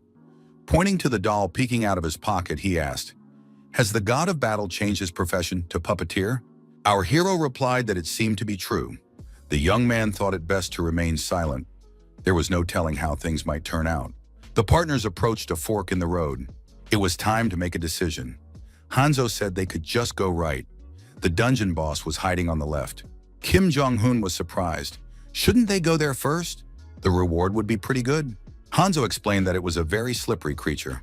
Their goal was to find the pendant, so they didn't need to waste their energy on the boss. Kim Jong-un was surprised. "Why are you suddenly so nervous?" Kang Jin-ho said that this guy's reaction was quite reasonable. The boss here is a disgusting creature in many ways. This time, it's not worth getting involved. Kim Jong-un said that, on the contrary, it would be fun. Our hero suggested taking a look inside and moving on. Hanzo was forced to follow him. Kim Jong-un said that his ears caught some kind of rustling sound. Hanzo added that the boss had arrived, that the creature was already there. The boss monster, the giant slasher, sensed the player. The partners stood rooted to the spot, while the monster moved towards them at tremendous speed. Tina appeared in front of our hero and said that as long as she existed, this creature would not be able to get close to the Lord. Our hero thanked the girl. Kim Jong-un wouldn't say that this monster was huge. Why were they all so scared? Kang Jin-ho covered his eyes with his hands and commented on this action. Hanzo also buried his face in the ground and said he didn't want to look at it. The protagonist didn't understand what the problem was with these two. Tina said that the monster's outer shell was very durable. The young man thanked Tina for the information. In that case, it was time to find a suitable strategy. It was necessary to activate the dragon's eye. The boss, the giant cutter, had unique skills. He possessed a wave attack with his body and had an oily outer coating. He was also capable of lightning-fast petrification. Kim Jong-un said that these skills were unique to the boss, something like an automatic magic shield like Manada's. Kang Jin-ho noted that the lightning petrification skill would require some effort. The protagonist thought that right now he had no weapon for an instant piercing strike or similar skills. The young man decided that for starters, he just needed to hit him hard. Our hero activated the lightning arrow and aimed it at the monster boss. Kim Jong-hoon was curious to see how much damage he had managed to inflict. Kim Jong-hoon asked Tina how long she could hold out. The girl replied that she could fight all day long. As long as she was there, the creature would not approach the Lord. Kim Jong-hoon said that in that case, he was counting on Tina. First of all, they needed to reduce their opponent's health to about 30%. Kim Jong-hoon activated the lightning arrow again. The intense attacks continued. Kino summoned the monster to herself and said that she was his opponent. Kang Jin-ho had no idea what Karp was up to, but it seemed like everything was going according to plan. Our hero declared that now was the time for the final touch. Kim Jong-hoon asked Tina if there was a spot on the top of the creature's shell that could be easily pierced with a sword. The girl said that the previous attacks had created a small gap in the upper part of the giant cutter's shell. It was quite possible to strike that spot. Kim Jong-hoon thanked the girl for the information. The young man called for the green skin destroyer. The protagonist found the gap in question. Our hero jumped up, swung his sword, and said that the monster had no options left. Kim Jong-hoon stuck his sword into the crack in the armor and jumped off the monster onto the ground. The player's mana was increased by 5.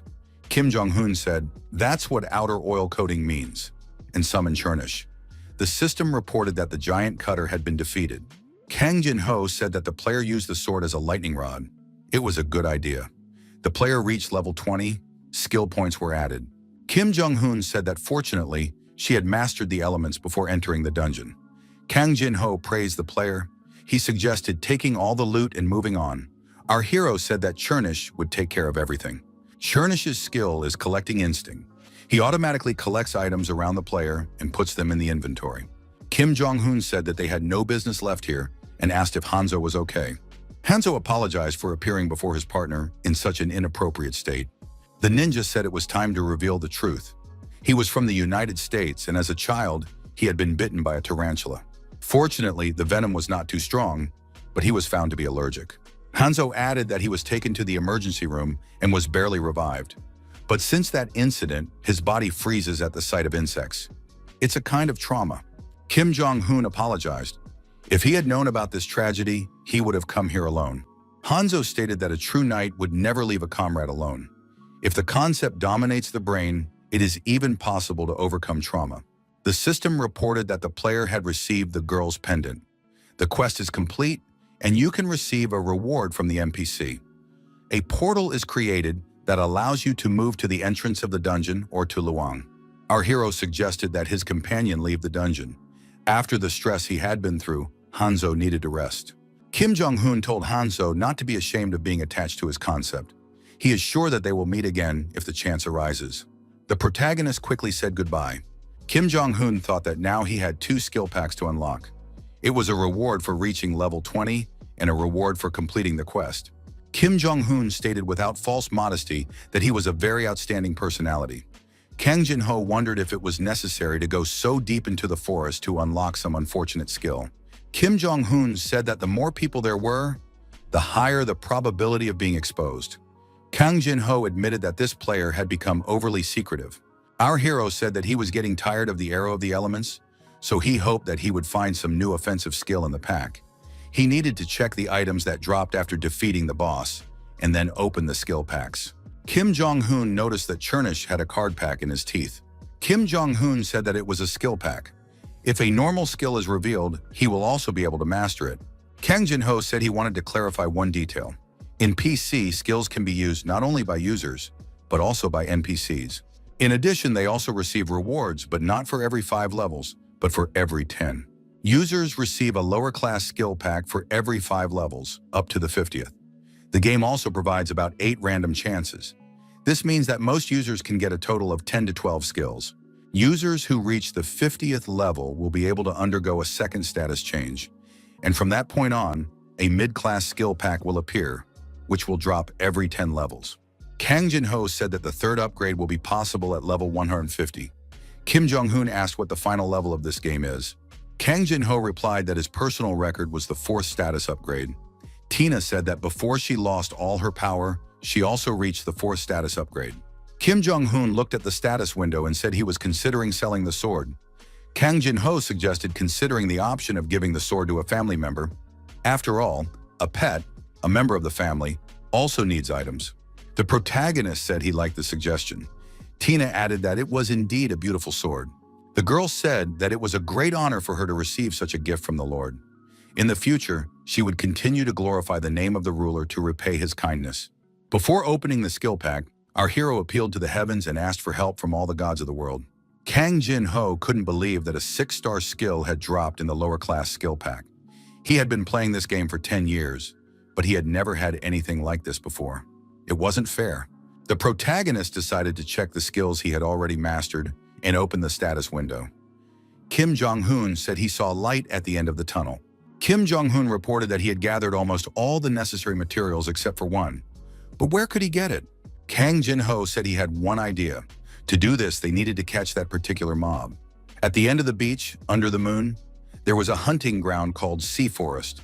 Monsters lived there. What they need is held by a field boss called the Elder Trent. Kim Jong-un felt his heart begin to beat faster. The Sky Demon said they wouldn't be alone there. That would be a problem. Kim Jong-un agreed that there were many people in the game who didn't think ahead and didn't know what to do. The Celestial Demon suggested moving to the village and preparing everything necessary for the raid. The cook told the adventurer that if he gathered sea mushrooms in the eastern forest, he would receive a good reward. The player took the quest, gathering sea mushrooms from Chef Mike. The knight said that Trents sometimes appear near the settlement, so there is concern for the local residents. Can the player help? The player took the quest, Destroy the Trent, from the guard Luana.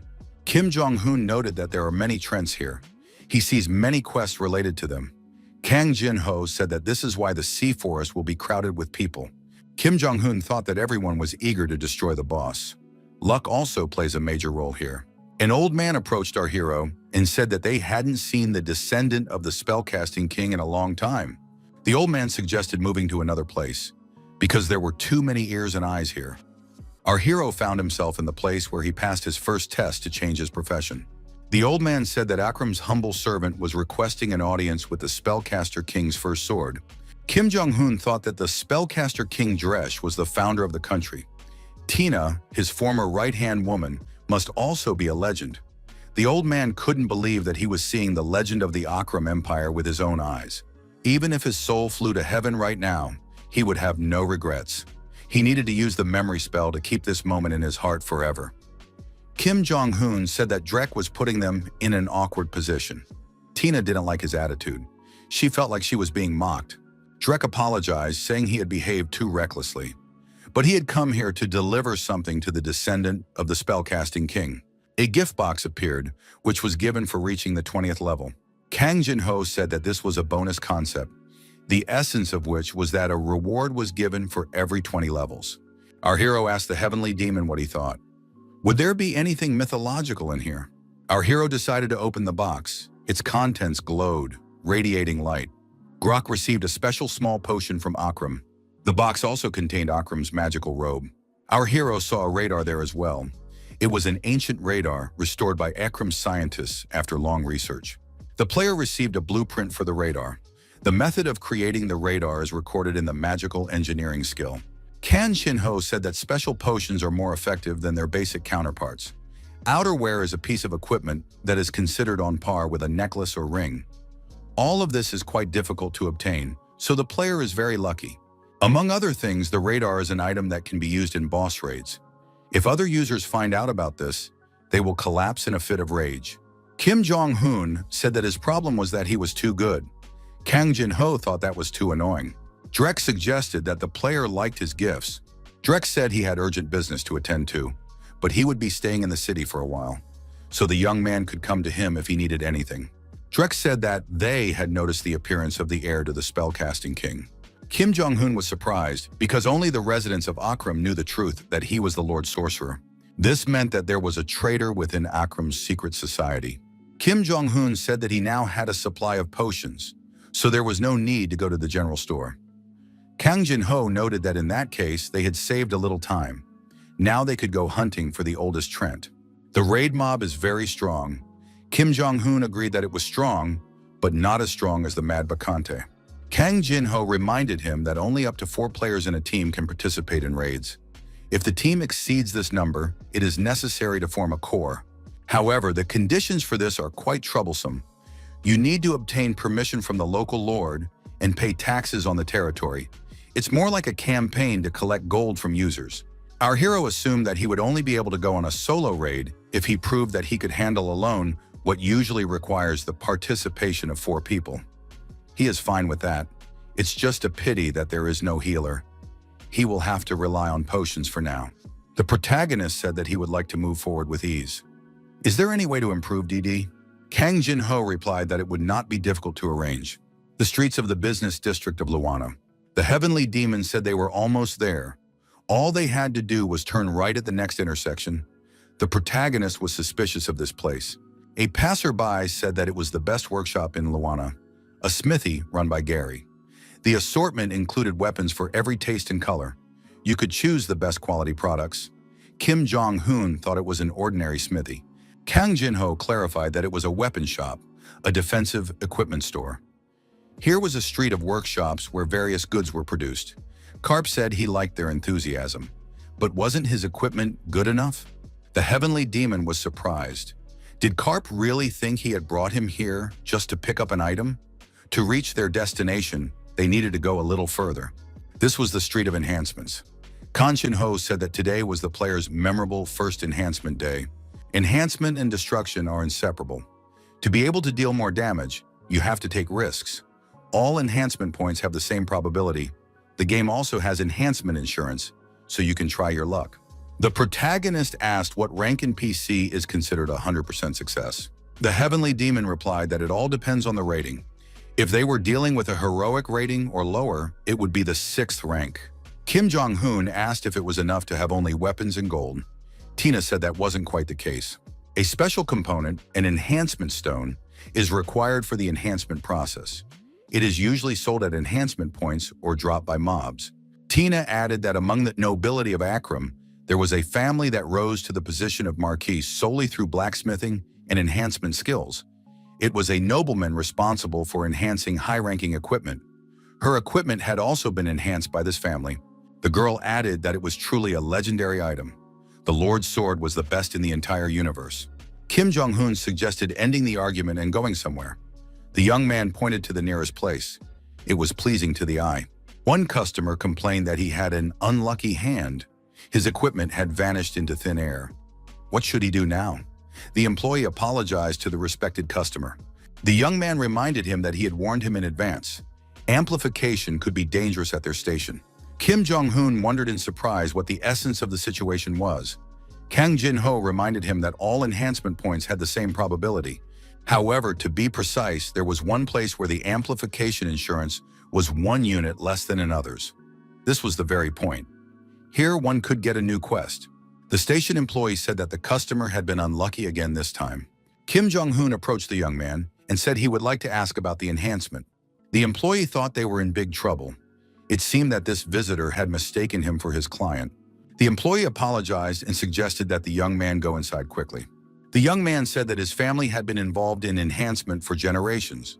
The employee said that his ancestor had created the best enhancement center, and thanks to his talent, had been awarded the title of Marquis. However, all that was now in the past. The young man said that his family's strengthening was special. For it, he needed a family heirloom, a special exclusive hammer. He added that once his great-grandfather dropped the key to the box with the relics into the sea, the family members spent all their savings to find the key, but their efforts were in vain. Gradually, their art of strengthening was forgotten, and the family fell into decline. The young man added that now he couldn't even bring himself to call himself a master. Our hero thought, is it really necessary to follow the script? The current head of the Fergus family is Kirapon Fergus, a magician and blacksmith with the most outstanding potential since the first head of the clan.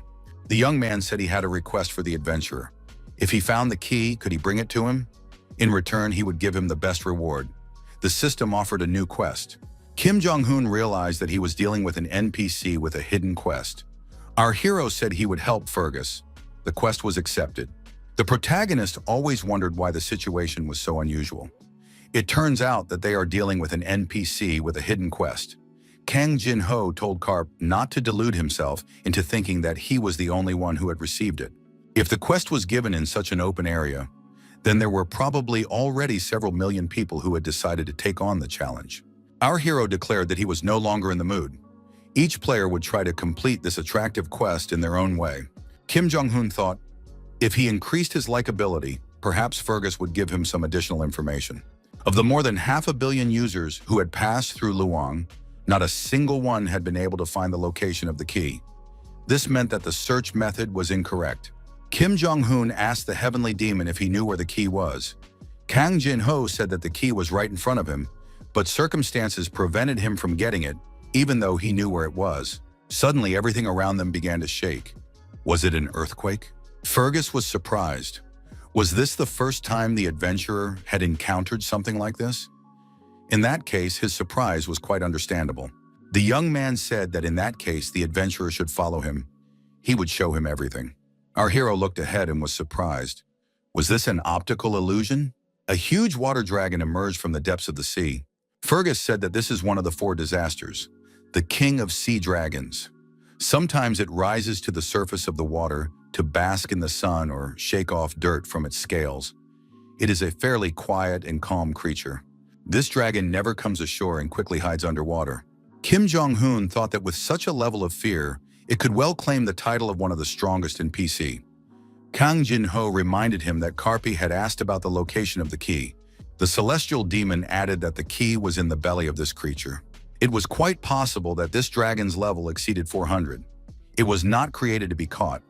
The king of sea dragons was one of the primordial monsters that existed before the dawn of humanity. It could not be defeated by ordinary physical strength. Kim Jong-hoon thought that he would not try to break through the cast iron wall with his head. Too unreasonable a sacrifice. It was better to give up. Kang Jin-ho was surprised. What was Karp going to do? Kim Jong-hoon asked Fergus where the chest with the family heirloom was now. The young man replied that it was in the workshop. Fergus asked, had the adventurer mastered the skill of lockpicking? But that was hopeless. Even an adventurer with a 9-star skill had failed. Kim Jong-hoon told Fergus to trust him. The workshop was in disarray. The protagonist did not feel the heat here. The workshop had been idle for a long time. Fergus said that a few years ago, he used to hammer on the anvil to keep his skills sharp. But for years now, he hasn't lit the fire in the forge because he doesn't like that he can't create anything truly high quality. Fergus showed the adventurer the patterns on the floor. You need to go downstairs and walk to the iron gate. The young men then went to the place where the chest with the family heirloom was kept. Our hero saw a chest with the treasures of the Fergus family, an ancient family of craftsmen. The chest cannot be opened with a legendary key. Only a special key belonging to the Fergus family can open it. Our hero thought he could use the unlock skill. However, this skill can only be used once a day. Kim Jong-hoon said he would check the information about the unlock skill. Our hero was only 10 points short, but this could be made up with bonus points. Fergus asked if the adventurer had encountered some kind of problem. Kim Jong-hoon replied that he had just checked his stats and found that he didn't have enough MP. Fergus said he was willing to lend him one thing for a short time. It was a bracelet of supreme vitality with a heroic rating. The magical bracelet activated the user's metabolism. The system reported that NPC Fergus wanted to lend equipment. After the rental period expired, it would automatically return to its original owner. Kim Jong-hoon activated the unlock skill. The system reported that the player had completed the hidden quest, the Fergus family's cherished wish. The master thanked the adventurer and added that his gratitude knew no bounds. He would include Karp's name in his family history and serve the adventurer for the rest of his days. Fergus said that now he would like to make a weapon for the adventurer. Are there any requests? The master added that the time of Kirapin Fergus had come. Putting the honor of his family on the line, he would repay the favor in full. The blacksmith took out his hammer and began the process of making the weapon. Kim Jong-hoon thought he could see the master's hand at work. This master had reached the highest level of skill. Fergus said he tried to create something that would perfectly match the Enigma gloves. Our hero received the Devil's Fist, Karpa. It is a one-of-a-kind glove created by a great master. A masterpiece made by a master with 9-star creation and enhancement skills. Kim Jong-hoon thought that the reward for the hidden quest never disappoints him. Kang Jin-ho said that they had almost arrived at their destination and pointed ahead. The sea forest began there. Kim Jong-hoon thought that this space looked more like a field than a forest. perhaps because the trees were smaller and less dense. Kang Jin-ho said that it was necessary to open the inventory and select the radar. A search was initiated for field bosses appearing within a radius of 1 kilometer. One boss was detected, the oldest Trent. Kim Jong-hoon looked at the radar and said that he needed to get to the place with the skull sign by the set time. In his free time, our hero decided to complete side quests, collecting sea mushrooms and fighting a Trent. Kang Jin-ho asked if the player would be recording the raid. The Sky Demon added that after uploading the video, he enjoyed watching people's reactions. Stream hosts John Yeon-jin and Yang greeted the viewers.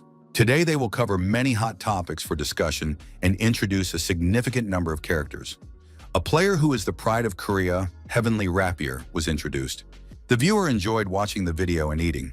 Heavenly Rapier is a realistic version of an absurd combination, a beautiful girl and the best professional gamer. She is the most recognizable Korean woman in the world. First in Korea, fifth in the world, and also an unrivaled player in Eden, the renowned elite guild. The host said that this video is Heavenly Rapier hunting a boss. If you look closely, you can see that the sword glitters slightly. If the sword has a golden sheen, it is the effect of the striking blow skill. However, the gold color of striking blow has a slightly more saturated hue. Among the buff skills, only striking blow has a gold effect. Could it be that this is not the effect of the skill? The Heavenly Rapier jumped high into the air and prepared to deliver a striking blow. Heavenly Rapier delivered a spectacular blow, and the monster was deactivated. The effect that the audience saw before them was an indication that her famous rapier of the unique Ice Snow rating had achieved a 10-fold increase in power. Kim Jong-hoon thought that Fergus was truly a great man. Our hero was the owner of a legendary item with a 12-fold enhancement. The hosts introduced a newcomer who had become a hot topic of discussion in society. The hosts announced that they would introduce the Heavenly Demon from the Heavenly Demon TV channel. The destruction of the bloodthirsty guild, the revelation of a hidden quest, the destruction of the hellish monster. Because of the striking and terrifying videos, many assumed that it was either a hack or Photoshop. The host announced that a new video had just been uploaded to the channel. I wonder what kind of spectacle awaits them this time. A giant cutter steamed to perfection. Viewers witnessed the player cutting the giant slicer in two. The viewers were shocked by what they saw. How could someone post such horror without even blurring it? After the video, everyone became crazy interested in the player. After all, this was the fruit of painstaking work. Kim Jong-hoon said that Kang Jin-ho should have blurred the image for decency before posting the video.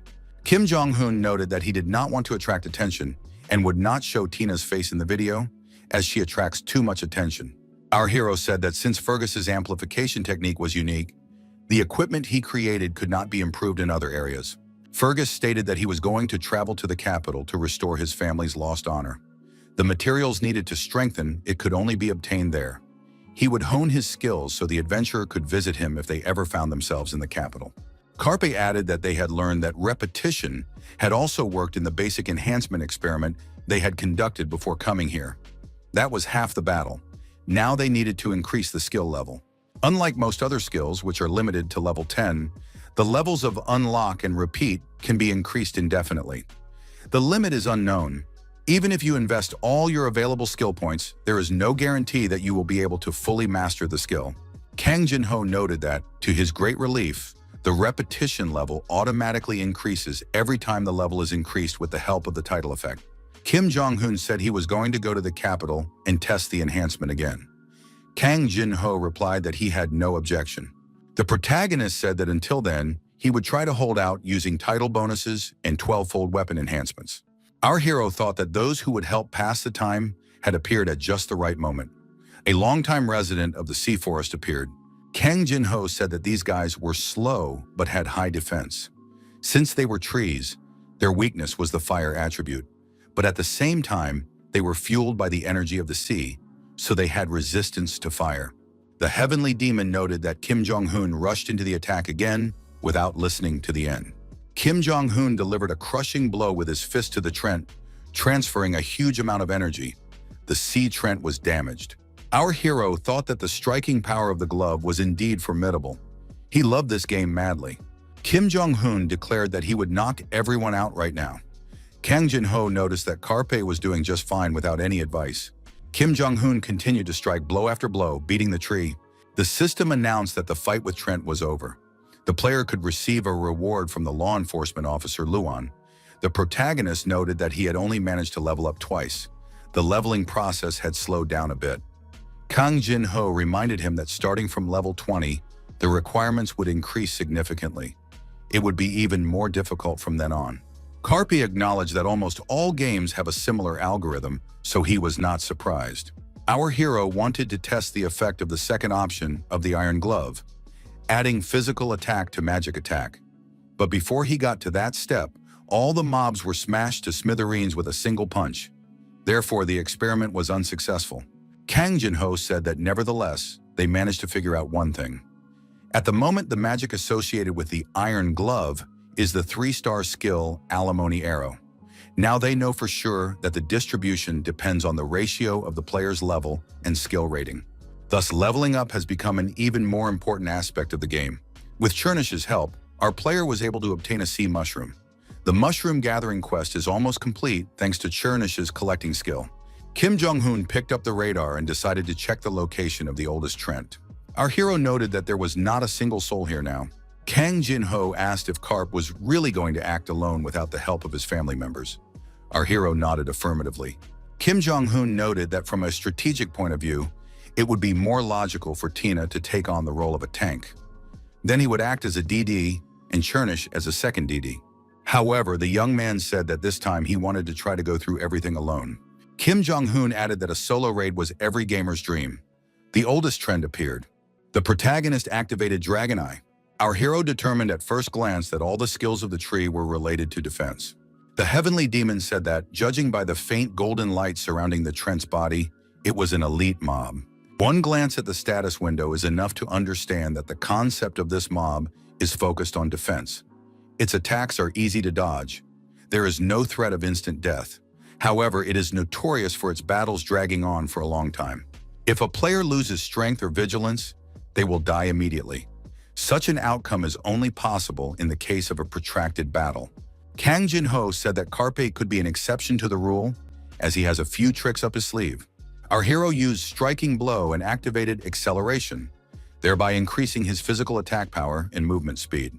Kang Jin-ho thought he had the impression that he had tamed a hyperactive puppy. Karp continued to beat the tree with his fists, saying that Trent was too slow. Our hero said that Trent could attack. He would receive exactly 20 more blows and get a taste of his fist. Trent felt uncomfortable and growled menacingly in indignation. Kim Jong-un wondered how the tree was going to attack at such a speed. Our hero activated Wind Slash, and the Trent was cut to pieces. The protagonist did not stop and decided to deliver a few more control blows. The magic attached to the Iron Glove was activated. After a series of brutal blows, the Trent activated its self-healing mode. Kim Jong-un said that it wouldn't help. He wasn't going to stop there. Kang Jin-ho said that the oldest Trent has 3 phases. The second one had just been activated. The first phase is a standard attack, while the second is considered a recovery phase. The main drawback is that the player must remain inactive for 2 minutes. However, the real threat lies in the third phase, the discharge. After recharging during the second phase, when the player enters the third, they cannot withstand even 5 minutes of confrontation. That is why the Trent must be destroyed in 2 minutes. The heavenly demon told Karp to fight the Trent as he usually does. Kim Jong-un thought 2 minutes was too long. He put 10 bonus points into strength and another 10 into mana. The magic attached to the Iron Glove was activated. A spell was cast. As the number of hits increased, even the glove's options were ready to explode. Our hero decided he had hit the jackpot. The system reported that the field boss, the oldest Trent, had been eliminated. The system reported that the player had obtained the bark of an old tree, saturated with the sea. Kim Jong-un said it was an amazing game. The guard's request was fulfilled. Our hero declared that he had reached level 25. Now he could move on to the next quest. The heavenly demon said that the second scenario in the search for the next relic of the spellcasting king would begin soon. However, first he needed to upgrade his room. Kim Jong-un thought that a new quest would begin soon, but how would it start? Tina said that she remembered something about the second relic. Kang Jin-ho said that Tina's memories were gradually returning after reaching a certain level. Tina added that she knew the identity of the doll, the second relic created by the spellcaster king. Tina explained that it was a doppelganger, a mirage from illusion. The system reported that the second relic of the Spellcaster King slumbers in the now-forgotten ancient forest. The forest dwellers are extremely hostile to humans. To obtain the relic, it is necessary to gain their approval.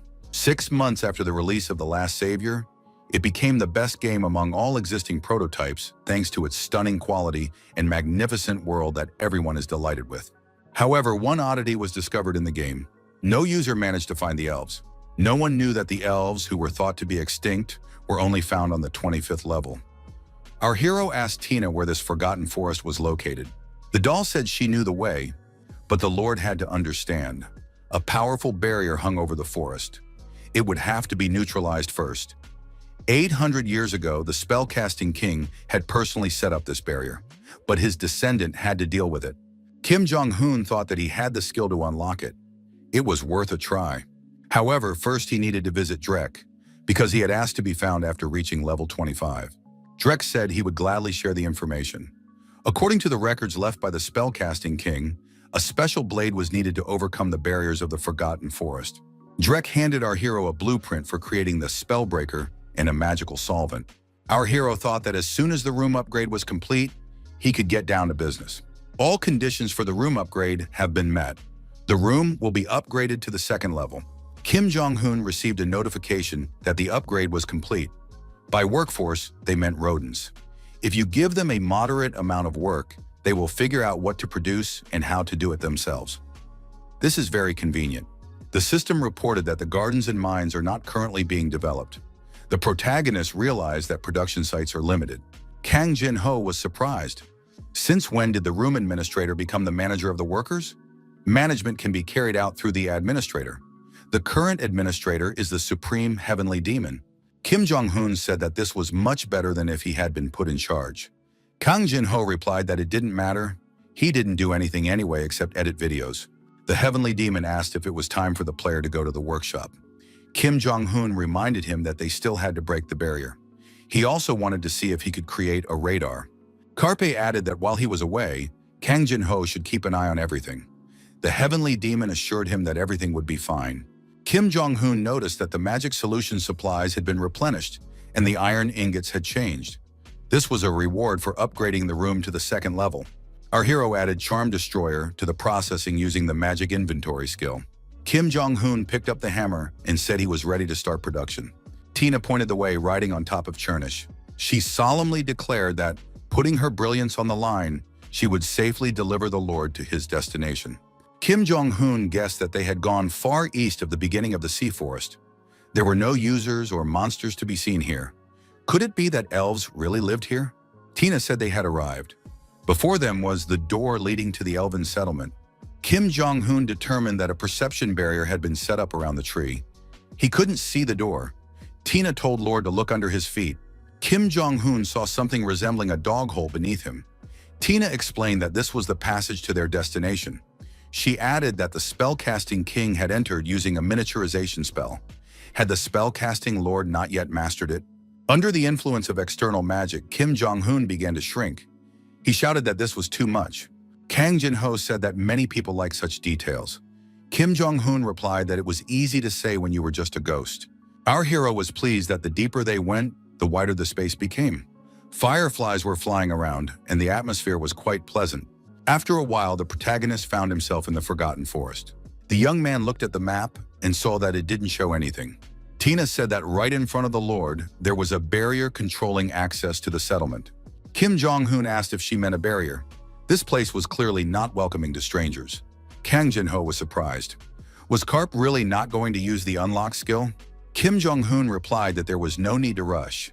The skill could only be activated when he wanted it to be, and he didn't know how large the area of effect was.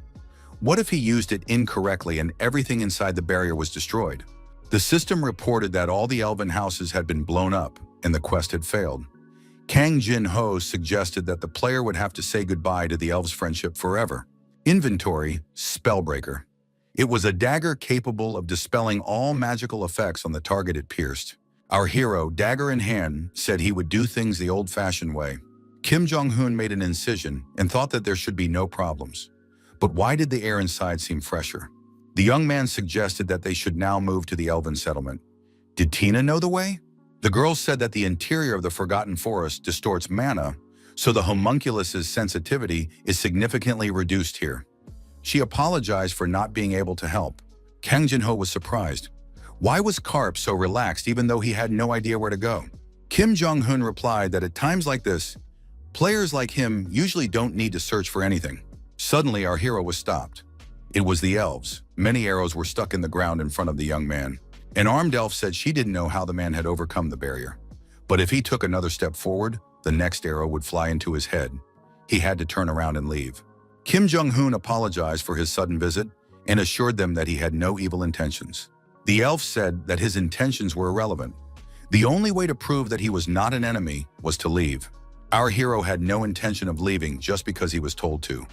In that case, it would not have been worth starting in the first place. Kim Jong-hoon decided to try to change their minds. Suddenly, Tina recognized the elf and addressed her by name, Crows, noting that they hadn't seen each other in many years. The elf also recognized Mrs. Satinia. 800 years had passed since their last meeting. Crows said she had missed Mrs. Satinia very much.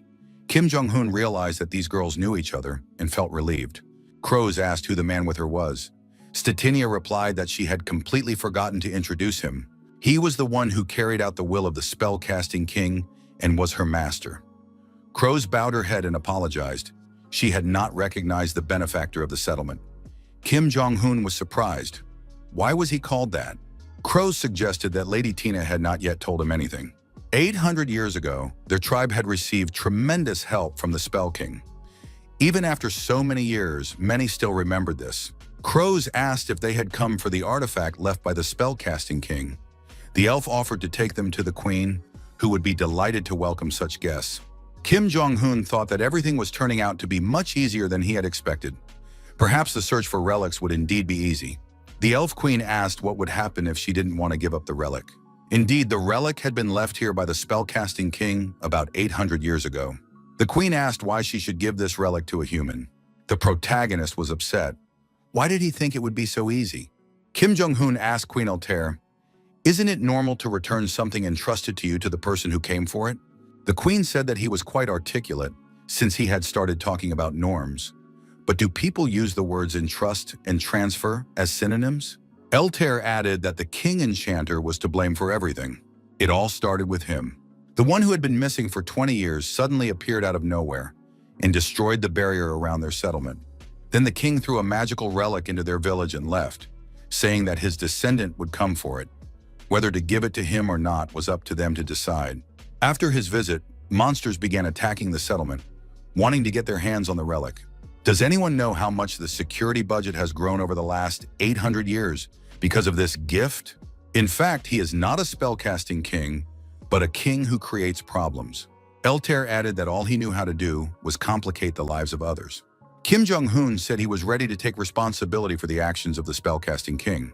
The queen thought, this man really does feel a sense of responsibility. There is a reason why Statinia follows him. Altair said that she only needed one thing, labor. Beetles that suck tree sap live in the vicinity of the settlement. Although they deplete the trees, they are not dangerous in themselves.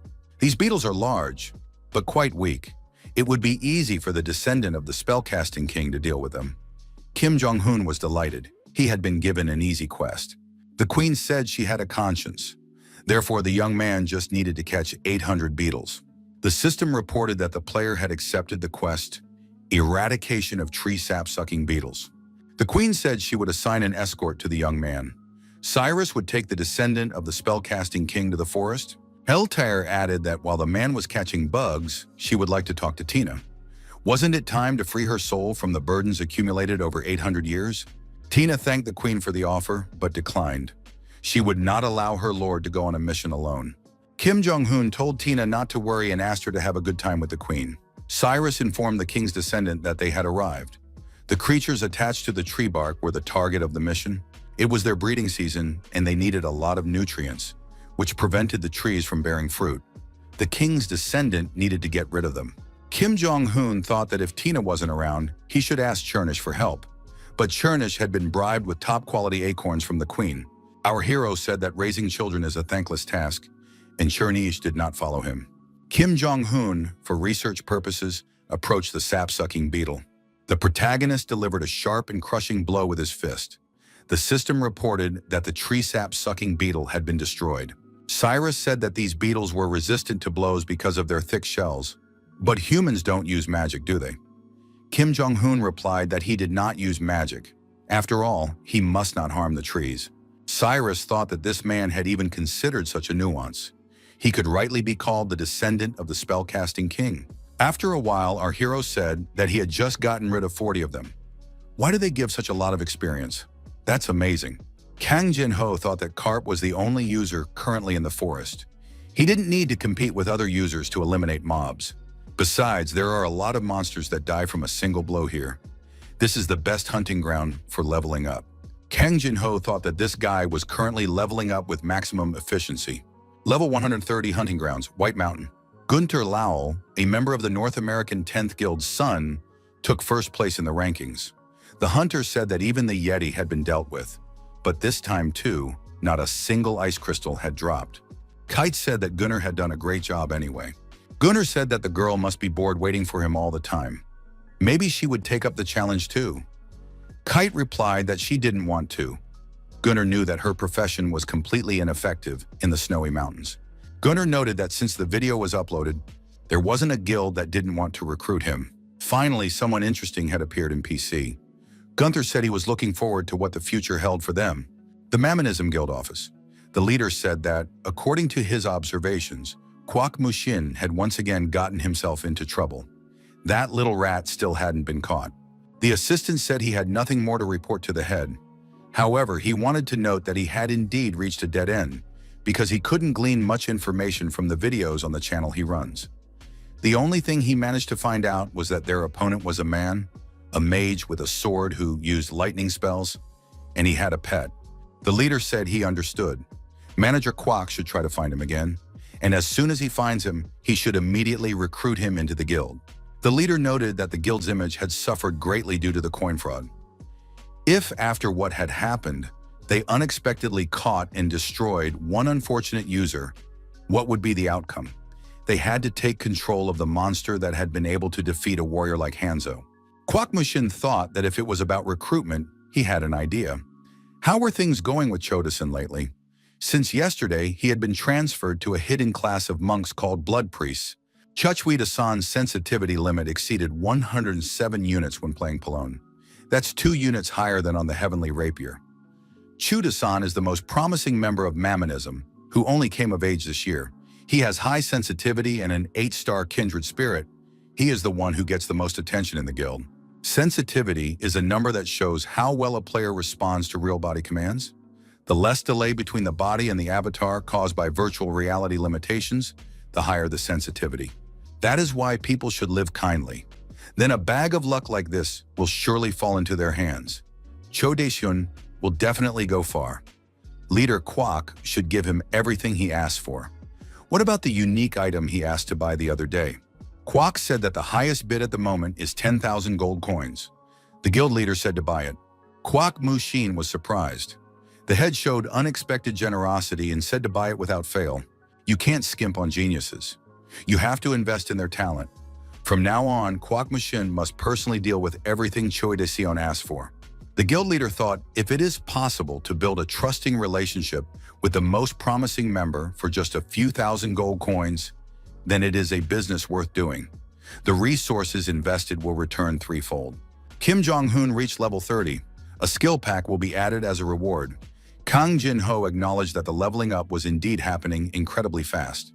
The heavenly demon asked how many more bugs needed to be killed. Kim Jong-un replied that he would check right away.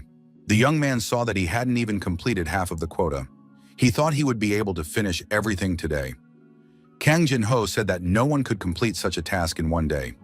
Nevertheless, the player had decent speed. Kim Jong-un noticed that the item they had uploaded had been sold. The Fanatic's Scythe went for 30,000 gold. Kidlack's Carpenter Gloves went for 1,000 gold. The player suggested that with 500 million players, this was possible. He would need to collect his payment upon returning to the city. Was it really time to disconnect from the network? Time had flown by unnoticed. Kang Jin-ho said that destroying the oldest Trent in the journey to the Elven settlement took a very long time. Kim Jong-un replied that he would open the skill pack tomorrow as soon as he logged into the game. Kim Jong-un told the heavenly demon to say goodbye to Tina and Chernish for him. In the queen's office, Tina said she liked the pleasant taste and relaxing aroma of the tea. Eltair asked if they had come to find the religion of Dresh.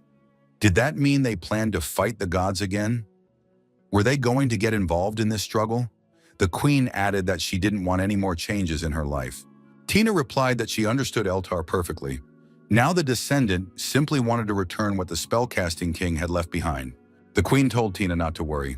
The religion of Dresh would soon be returned to them. Eltair noticed that Tina's current appearance was different from what she'd seen before. She looked quite good. How fortunate that she had met a good master. Tina thanked Elt for her kind words. Thanks to the Lord in Chernish, every day of her life is filled with joy. Tina looked out the window and said that the Lord had returned to where he originally lived. She suggested that the queen continue the conversation next time. The queen thought that the stranger had an amazing talent. He didn't even give them a proper goodbye. The second relic is the divine tree of Rudram, a benevolent mother who cares for all elves in a world tree symbolizing abundance. The surname Woodguard speaks for itself.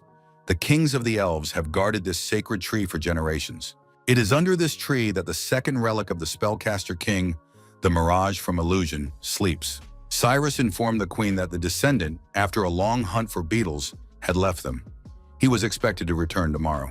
The queen asked what Cyrus thought of the descendant. The young man replied that the descendant was kind and strong. Therefore, he did not think that this person could harm their family. Eltair thought that the tea they were drinking, made from the leaves of the cedar Rudra, had the effect of completely removing psychotropic magic, such as brainwashing and subjugation. She had asked Tina to drink this tea for a reason. She was going to cast a brainwashing spell. Fortunately, the descendant turned out to be a good person who chose the right path. The queen asked Cyrus, would they finish destroying the bugs in about a week? Cyrus replied that the job would be done tomorrow. Eltair was surprised. Cyrus noted that Oku had already managed to collect more than 300 bugs. The queen said that Cyrus had to stall for time. The young man was surprised. Was there a reason for this? Perhaps it was because 800 years ago, the spell-casting king had rejected her marriage proposal and then abandoned her. Eltair dismissed Cyrus.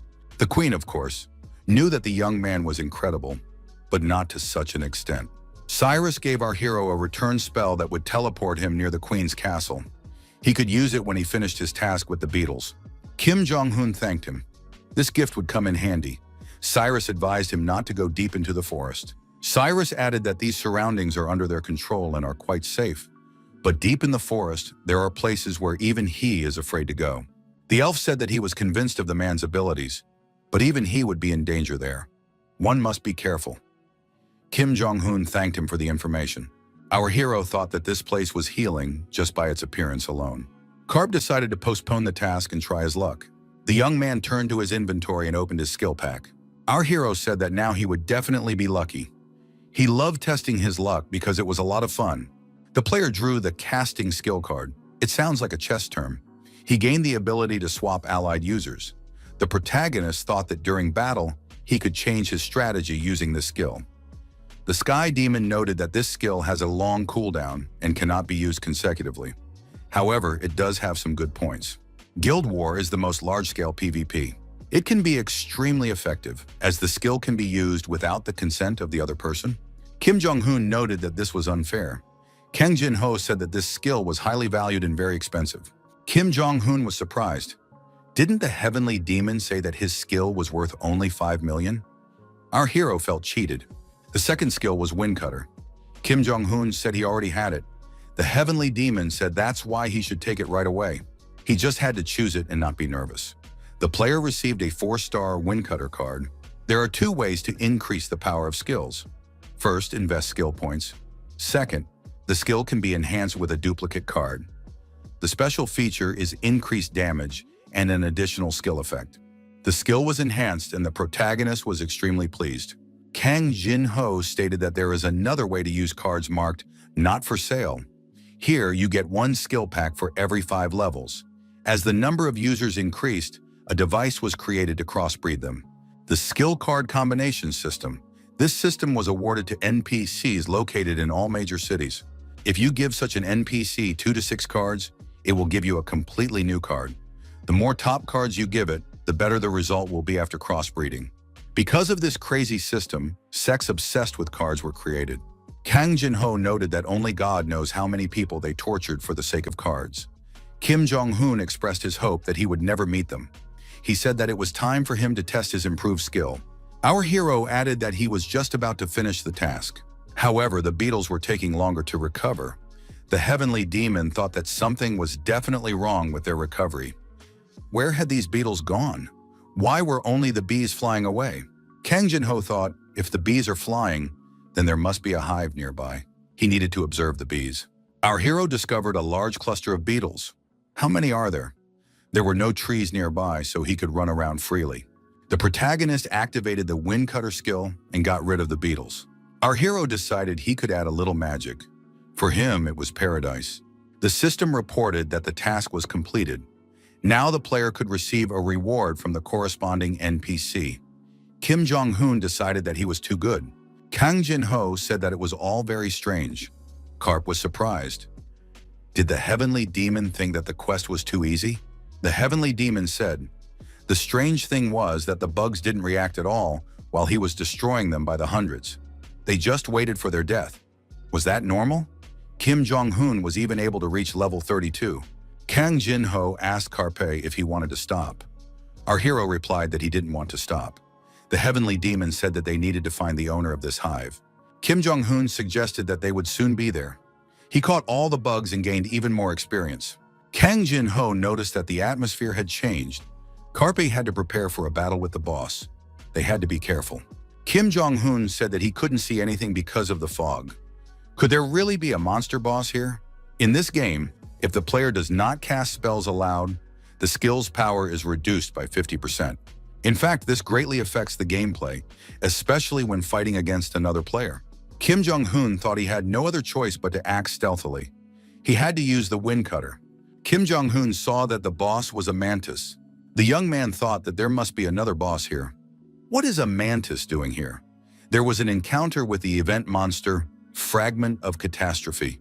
Kim Jong-hoon noticed that its name was completely red. Kang Jin-ho noted that the difference in levels was more than 35. The protagonist activated the dragon's eyes. After studying the characteristics, our hero said that this boss had 3 skills with 8 stars. Kang Jin-ho said that Karp would not defeat this boss. It would be better for them to leave now. The system reported that the catastrophe fragment had detected the player. The catastrophe fragment used mental domination on the player. The mental barrier was activated. All mental attacks were canceled. Kim Jong-hoon said that he now had a chance to win. The heavenly demon said that there was a small problem. Did Karpe remember what the dragon's eye did? Kim Jong-hoon was frightened. Did this opponent really have skills above 8 stars? Kim Jong-hoon noticed that a blizzard had appeared. Could it be that the boss was angry with him? The blizzard wasn't a scary skill, but his health was constantly dropping. The strongest 9-star skill was the ice squall. Kim Jong-hoon noticed that his feet were freezing, and now he couldn't even run away. The player had entered the area of effect of the 9-star skill permafrost. Kim Jong-hoon realized that he could die, so he turned to his inventory. The protagonist grabbed the teleport and activated the movement to the specified point. Now our hero could catch his breath. He thought he was definitely going to die. Kang Jin-ho noted that they had returned to the village, which meant that he would live a little longer. Kim Jong-hoon lost for the first time, and most likely it would hit him hard. Kim Jong-hoon told the heavenly demon that he was fine and that he liked everything. Our hero declared that he would definitely return there. Kang Jin-ho couldn't understand this guy. Kim Jong-hoon suggested that the heavenly demon understood what had happened and told him to tell everything. A girl approached our hero and said she would answer all his questions. The young people looked back. Queen Altair asked why he was standing there. Was he talking to the air? Kim Jong-hoon said he didn't expect to see the queen here. Altair said that he couldn't be so reckless. Even though he was the king's successor, he had to follow her. Altair added that, first of all, she would pay for the work done. The player completed the quest, fighting the beetles. Now the player can receive quests in the elf village. The queen said that this box now belongs to the heir. Inside the box was Deja's bracelet. The bracelet is made by weaving Neja's grass, which only grows near the world tree Rudram. The item possesses powerful life energy and provides vitality to its owner.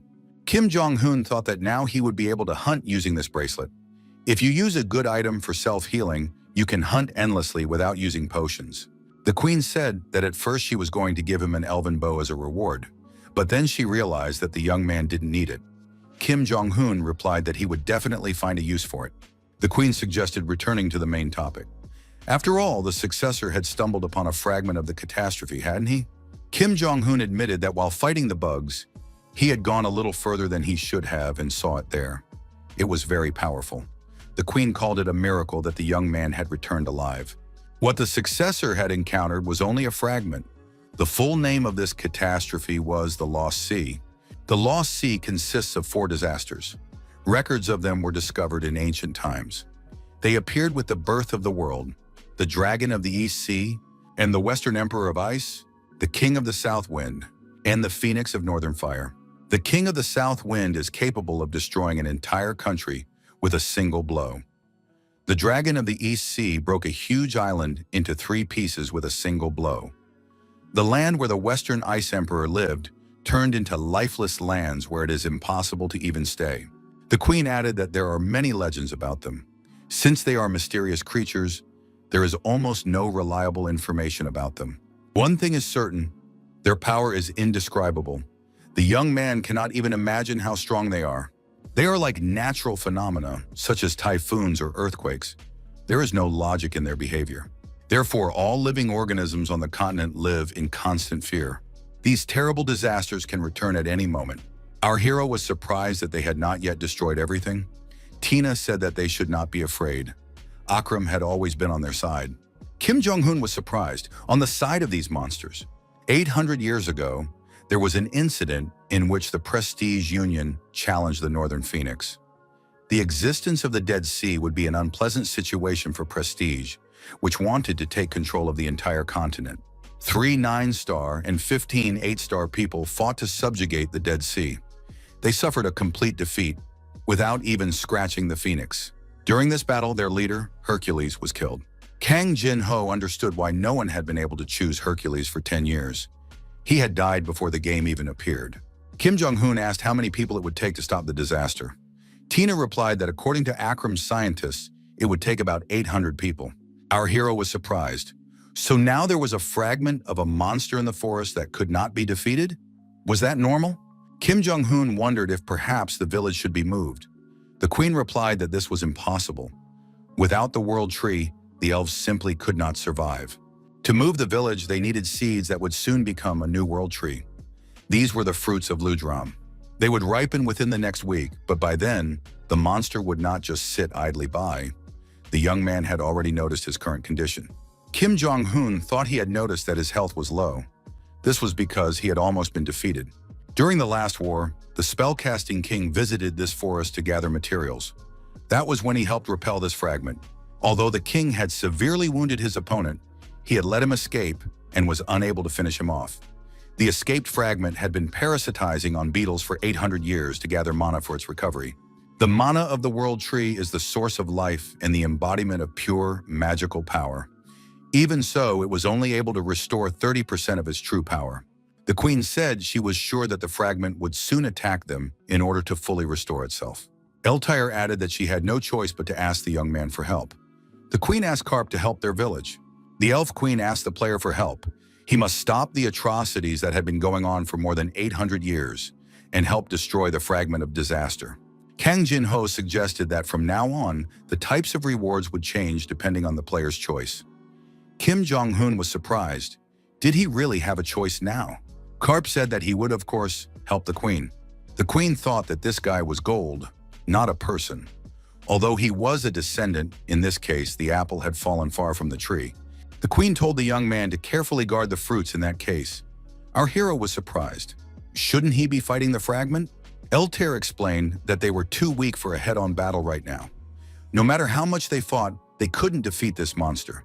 As soon as they picked the fruit, the monster would sense it and abandon the idea of attacking them. They just had to hold out for now. Kim Jong-un said that defense was good, but could he take on this monster himself? The queen was surprised. Kang Jin-ho asked if Karpe really wanted to fight the fragment right now. The young man answered in the negative. Our hero himself didn't even understand how he said that in front of the queen. Kim Jong-un added that he already understood the situation. That fragment was nothing like the bosses he had fought before. Permafrost is a skill of at least 9 stars. Carp noted that the sum of items and skills is constant. You just need to collect the ones with higher stars. Kang Jin-ho said that everyone thought so when the game was first released. However, they were all wrong. 9 stars have a very high MP consumption level. Some skills can consume more than 1,000 MP. Even at the first levels, it is not worth using. Most people quit the game, even if they were lucky at the beginning. Kim Jong-hoon suggested that they cause more problems than they are worth. Our hero asked how he could get a 9-star skill. Kang Jin-ho said that there was a chance to get a card by completing a hidden quest. The protagonist asked his kindred spirit if he knew about hidden quests that gave 9-star skills. Kang Jin-ho replied that if he didn't know, he wouldn't even bring up the subject. Our hero fell to his knees and said that he revered his esteemed brother as a god. Kim Jong-hoon suggested first looking for quests that could be completed in the elf village. The young man added that he still had a lot of time before the fruits were fully ripe. They needed to gather as much useful information as possible before they encountered the fragment of the catastrophe. Kang Jin-ho said that it was a good idea, but he was also here for the first time, so he couldn't recommend the best quest. Kim Jong-hoon said not to worry, they would look around and definitely find something suitable. One of the elves said he urgently needed high-quality wood. Another elf asked to find some herbs in the forest. An armed elf said that the aftermath of the disaster could attract many wild monsters. Would the young man help with hunting deep in the forest? The elf said he had a task from the queen. She is a wonderful person, but she has topographical cretinism. However, they are already used to it. The elf said that they had just lost the queen. Will the man help them? The young man acquired materials for production that can only be obtained in the elven forest, and that can give various attributes to items when crafting equipment. Our hero also acquired leather gloves that increase the speed of item crafting. Kim Jong-hoon said that perhaps because the elves loved him so much, the reward had increased significantly. Kang Jin-ho said that it was not worth talking about anymore. Had he forgotten about the fragment of the disaster? Our hero received a task. He urgently needed to find Altair. The young man was surprised. Could the queen have gotten lost? How could she get lost so often in her own village? Kang Jin-ho said that there would be a good reward for this, so he had to get there and complete the task. Our hero suggested that the queen could probably get lost even in her own office. Kim Jong-hoon thought, aren't elves supposed to be good at reconnaissance from birth? Our hero's illusion about elves was slowly fading away. Carpe saw the queen walking through the forest. There she was, Altair. Kang Jin-ho told Carpe to hide immediately. The player was surprised. Why all this? The celestial demon asked if Carpe understood where they were now. Carpe replied that they were in a demon village. The celestial demon said that the world tree was on the northern edge of the city, so elves rarely came here. But why had the queen come? The queen came to the entrance of the dungeon and shrank in size. Kim Jong-hoon said that it looked extremely suspicious. The celestial demon asked what Carp was going to do. The young man replied that he would simply carry out the task. Kim Jong-hoon said that they would follow the queen and then bring her to the office. Our hero added that the queen might be hiding something valuable there. It was necessary to check this out for himself. Kim Jong-hoon followed the queen. The system reported that this was the first player to enter the world tree. The young man said that there were 3 roads ahead. Apparently, the queen had taken one of them. Kim Jong-hoon said that he thought he knew where she had gone. Our hero saw footprints and suggested taking the middle road. The deeper they went, the colder it got. It was as if they had entered the Sokyed cave. Kim Jong-hoon sensed an aura very similar to a fragment of Kaiser's aura. He had recently checked the Sokyed cave and the surrounding forest again, and there were no traces of fragments. Why could he sense his trace here? In the most inappropriate place. Kim Jong-hoon saw Altair lying on the sarcophagus. Kang Jin-ho suggested that the sarcophagus was the source of the cold. What was the princess doing? Had she decided to take a nap here instead of sleeping at home? It had been quite some time since the queen had entered here. Kim Jong-hoon saw the magic circle and asked what was going on. It would be better if they hid. Our hero saw the mantis and asked in fear, where did the fragment of Kaiser's aura come from? Was he trying to trap the cold inside the sarcophagus? Kim Jong-hoon was confused. Where had Altair gone? Kang Jin-ho said that the queen had not disappeared. She had changed with the help of the Lord of Shadows fragment. The celestial demon added that the mantis had a skill that allowed it to do so. One of the skills contained in the fragment of the Lord of Shadows was the 8-star absolute camouflage. It turns out that the mantis had been pretending to be the queen all this time and hiding in the village. Now he is trying to destroy the sarcophagus. Kang Jin-ho said that it's not that simple. Altair said that it would all be over soon. The queen rose from the sarcophagus and said that this should be enough. Kim Jong-hoon said he was very scared. He thought he would be discovered. It seems they need to figure something out. A fragment of the Shadow Lord took the form of the queen. Mantis tried to destroy the sarcophagus, then took the form of Altair again and suddenly disappeared. Kang Jin-ho said that now it was even more confusing. What did the queen mean when she said there was little time left? Kim Jong-hoon decided to examine the sarcophagus. Maybe he would find some kind of clue. Our hero said that a faint chill could still be felt. However, there was not a scratch on the sarcophagus. But the mantis had definitely tried to destroy it. It seemed as if the sarcophagus had been carefully looked after. Kim Jong-hoon said that there was an indentation here exactly like the one on Tina's. The celestial demon said that the seal that fits the sarcophagus must be with Altair. This means that it is impossible to open it without the queen's permission. The young people decided to try to hide the sarcophagus without the queen's help, using their skills. Our hero activated the unlock skill. He succeeded. But how is this possible? Why is Altair lying here? What is going on? Kang Jin-ho said he had some ideas, but they needed to get out of there quickly. The Sky Demon said that it was better to focus on the plot event now. There was very little time left before the fruit ripened, about an hour and a half. An alarm sounded in the village. Kang Jin-ho suggested that the shards had begun their attack. Cyrus shouted that monsters were attacking them. It was necessary to gather the children in a safe place and protect them. Crows shouted for the archers and mages to get ready and wait for her signal. The monsters must be counterattacked and destroyed. The elf thought she had gathered all her fighting forces, but they were still insignificant compared to the horde of monsters. It seemed that this fragment had brought all the remaining monsters with it. The queen told crows to calm down. Once she crossed this barrier, the protection of the world tree would no longer be on her side. She had to be careful not to let it take control of her. They just had to hold out in this battle of attrition, and that would be a victory. The queen was curious to see what the descendant of the king of magicians would do. Kim Jong-hoon had his own plan and tricks up his sleeve. Crows ordered the archers to fire to kill. For the village, for their families, for the sacred tree. Don't let anyone through. The archers were to aim at the flyers, and the mages were to defend the fence. Crows wondered, why isn't the mantis moving? Could he be aiming at the world tree? The elf said she would not let that happen and fired a shot at her opponent. The monster dodged the arrow. The elf wondered, was it a trick? Crows couldn't understand where the queen had gone. Altair was near the tree at that moment. Altair said that today everything would end. She had long understood that he was not real among that crowd of monsters. He must appear, a fragment of the Lord of Shadows. Mantis said that this man was not as foolish as the others. Could it be that the man had noticed that he was hiding? Kim Jong-hoon asked why Altair was so perceptive. At that moment, Kim Jong-hoon, Altair, and the mantis were standing near the tree. Kim Jong-hoon asked the queen, wasn't it him she called? Altair said she was addressing the fragment. The praying mantis asked how they dared to joke with him. The Eternal Frost skill was activated. The queen initiated a flame to avoid freezing. Altair said that it was still incredible power. Was Carp okay? Our hero replied that he was fine, but what had happened to Altair's hand? The queen said that from the young man's eyes and reaction, she could see that he understood everything. Had the master guessed long ago?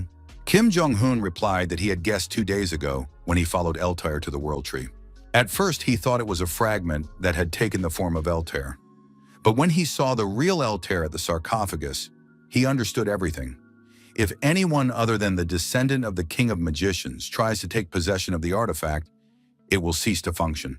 However, the quest to find the artifacts is still active, which means the answer is obvious. The artifact of the King of Magicians has gained its own will and acts independently, just like a mirage. Another artifact of the King of Mages, the Phantom Mirage, was created based on a doppelganger. It exists in an incorporeal form, but when it encounters a specific target, it copies its appearance. Now it is clear that there were plenty of clues from the moment they entered the elf forest. Tina said that the elf forest distorts the flow of magic. Therefore, it would be difficult for a homunculus to navigate it. Kim Jong-hoon said that if he had thought about it more carefully, he would have immediately realized that Altair was not real. But why did the monster take on Altair's appearance? The queen said that the details would come later. Right now, the main thing was to stop the enemy. She added that this was the true power of the King of Magicians artifact, the power of his doll. Kim Jong-un wondered what was happening this time. Tina explained that the 7 dolls were considered the pinnacle of the King of Magicians' craftsmanship, and that this unusual doppelganger had a special ability. It could take the form of the person its opponent feared most. It turned into an ancient horror. The king said that about 800 years had passed, the end of their protracted enmity. The king possessed only 30% of his former power, but that was more than enough for the monster. The monster declared that it would destroy the ancient horror and attack the king. Kim Jong-un thought that the mirage had changed. The king said that he was just a pathetic worm. The mantis declared that he was no longer what he used to be. However, the king caught him with his bare hands. The king suggested that the wounds the monster had received 800 years ago had not yet healed. An 8-star ice explosion was activated. However, it had no striking effect on the king. Instead, Cataclysm Inferno was activated. Crowds of flames rushed towards the monster. Kim Jong-un shouted that the king could now burn down the entire village. Not long ago, she was the queen of the elves. How could she not be ashamed? Tina said that the ancient horror had always cared little about the fate of some small village. The system announced that the player would receive a reward and his base stats would be increased. Kim Jong-un said that this was simply unbelievable. Moreover, it was impossible to even intervene in this battle. What kind of monster was this king of magicians? The king had already used more than 30 skills, and all of them had been upgraded to the maximum level. Tina explained that this was only possible thanks to the gift of heaven that the king possessed. The 9-star skill, Body Marked by Heaven, is an innate skill that doubles the number of skill points gained when leveling up. Kim Jong-un thought it was a real cheat and wanted a skill like that too. There were 5 minutes left until the fruit was fully ripe.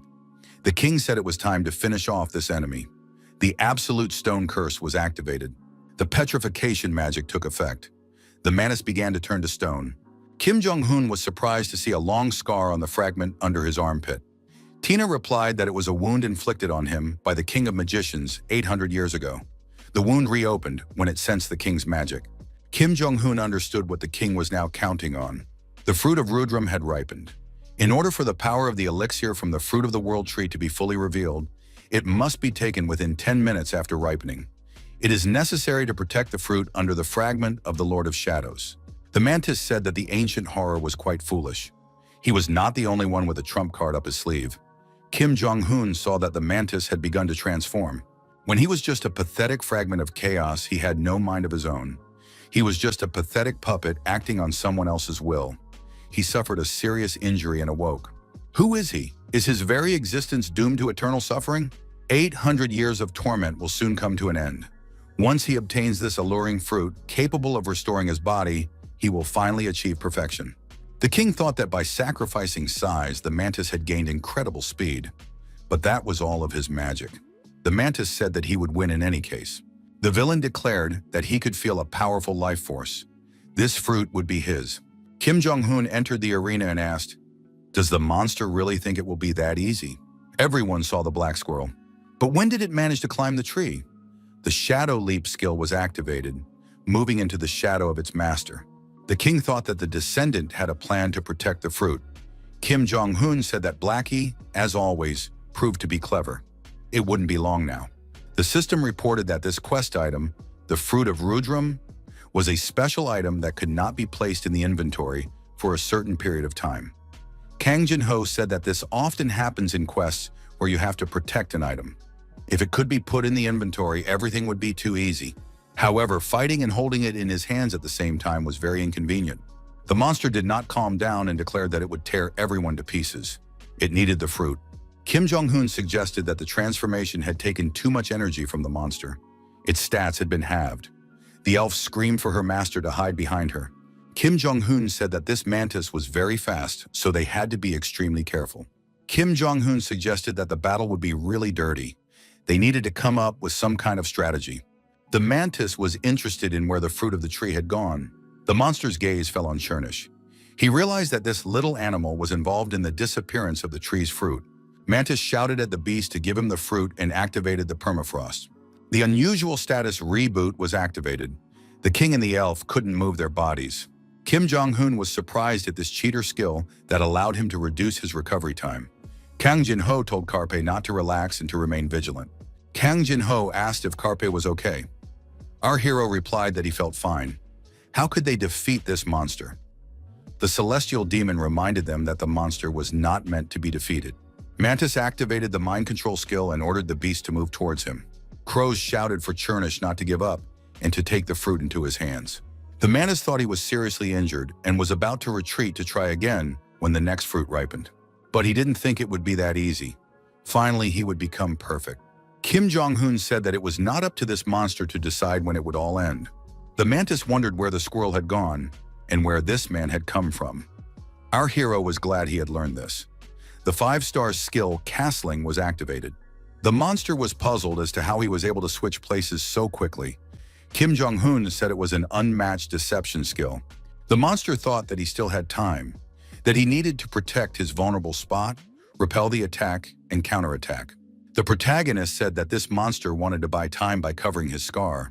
It wouldn't work. The monster thought that this armed man was acting very quickly.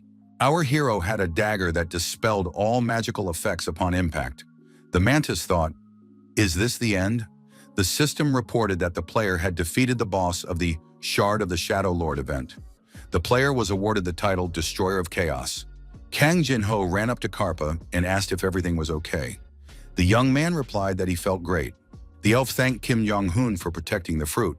The young man asked the girl what her name was, Eltar or Mirage. Eltar took the fruit and said she wanted to keep it for herself. Chernish was upset. Kim Jong-un said he would generously reward the squirrel for this. Kim Jong-un told the celestial demon that the main thing was that they had protected the fruit.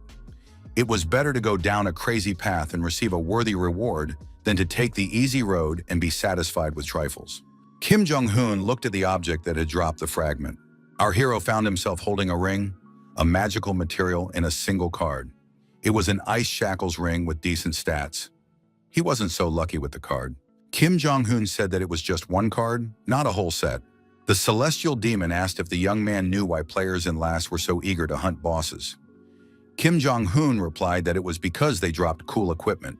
This was the correct answer, mainly because of the unique items that could only be obtained from bosses. There is another reason: skill chests.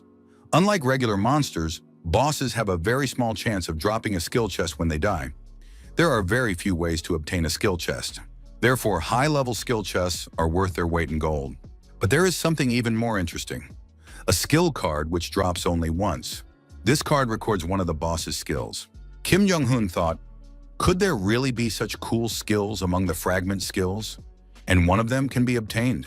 Kim Jong-un was surprised, especially since there are no restrictions for players, as is the case with unique boss skills.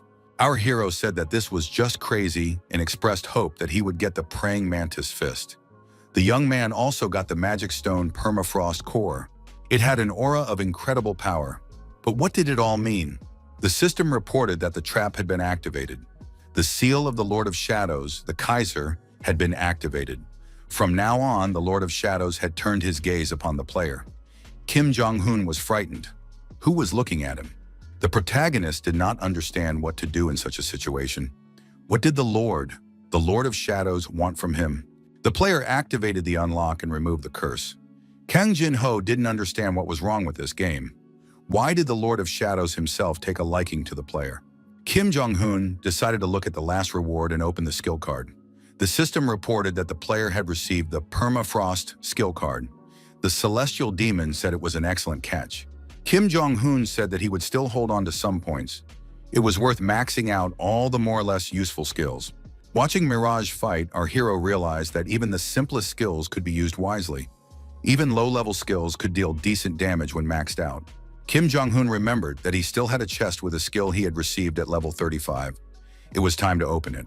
Elves appeared and asked if everything was okay with the descendant in El Tier. A message came that the monster had retreated for unknown reasons. They left the defense at the fence and hurried here. Had it really escaped? Eltyre said that they had destroyed the monster and added that this event should be celebrated properly. The elves present began to praise the queen and the new king of magicians. Kim Jong-un thought that he would have to postpone opening the skill chests. He would do it another time.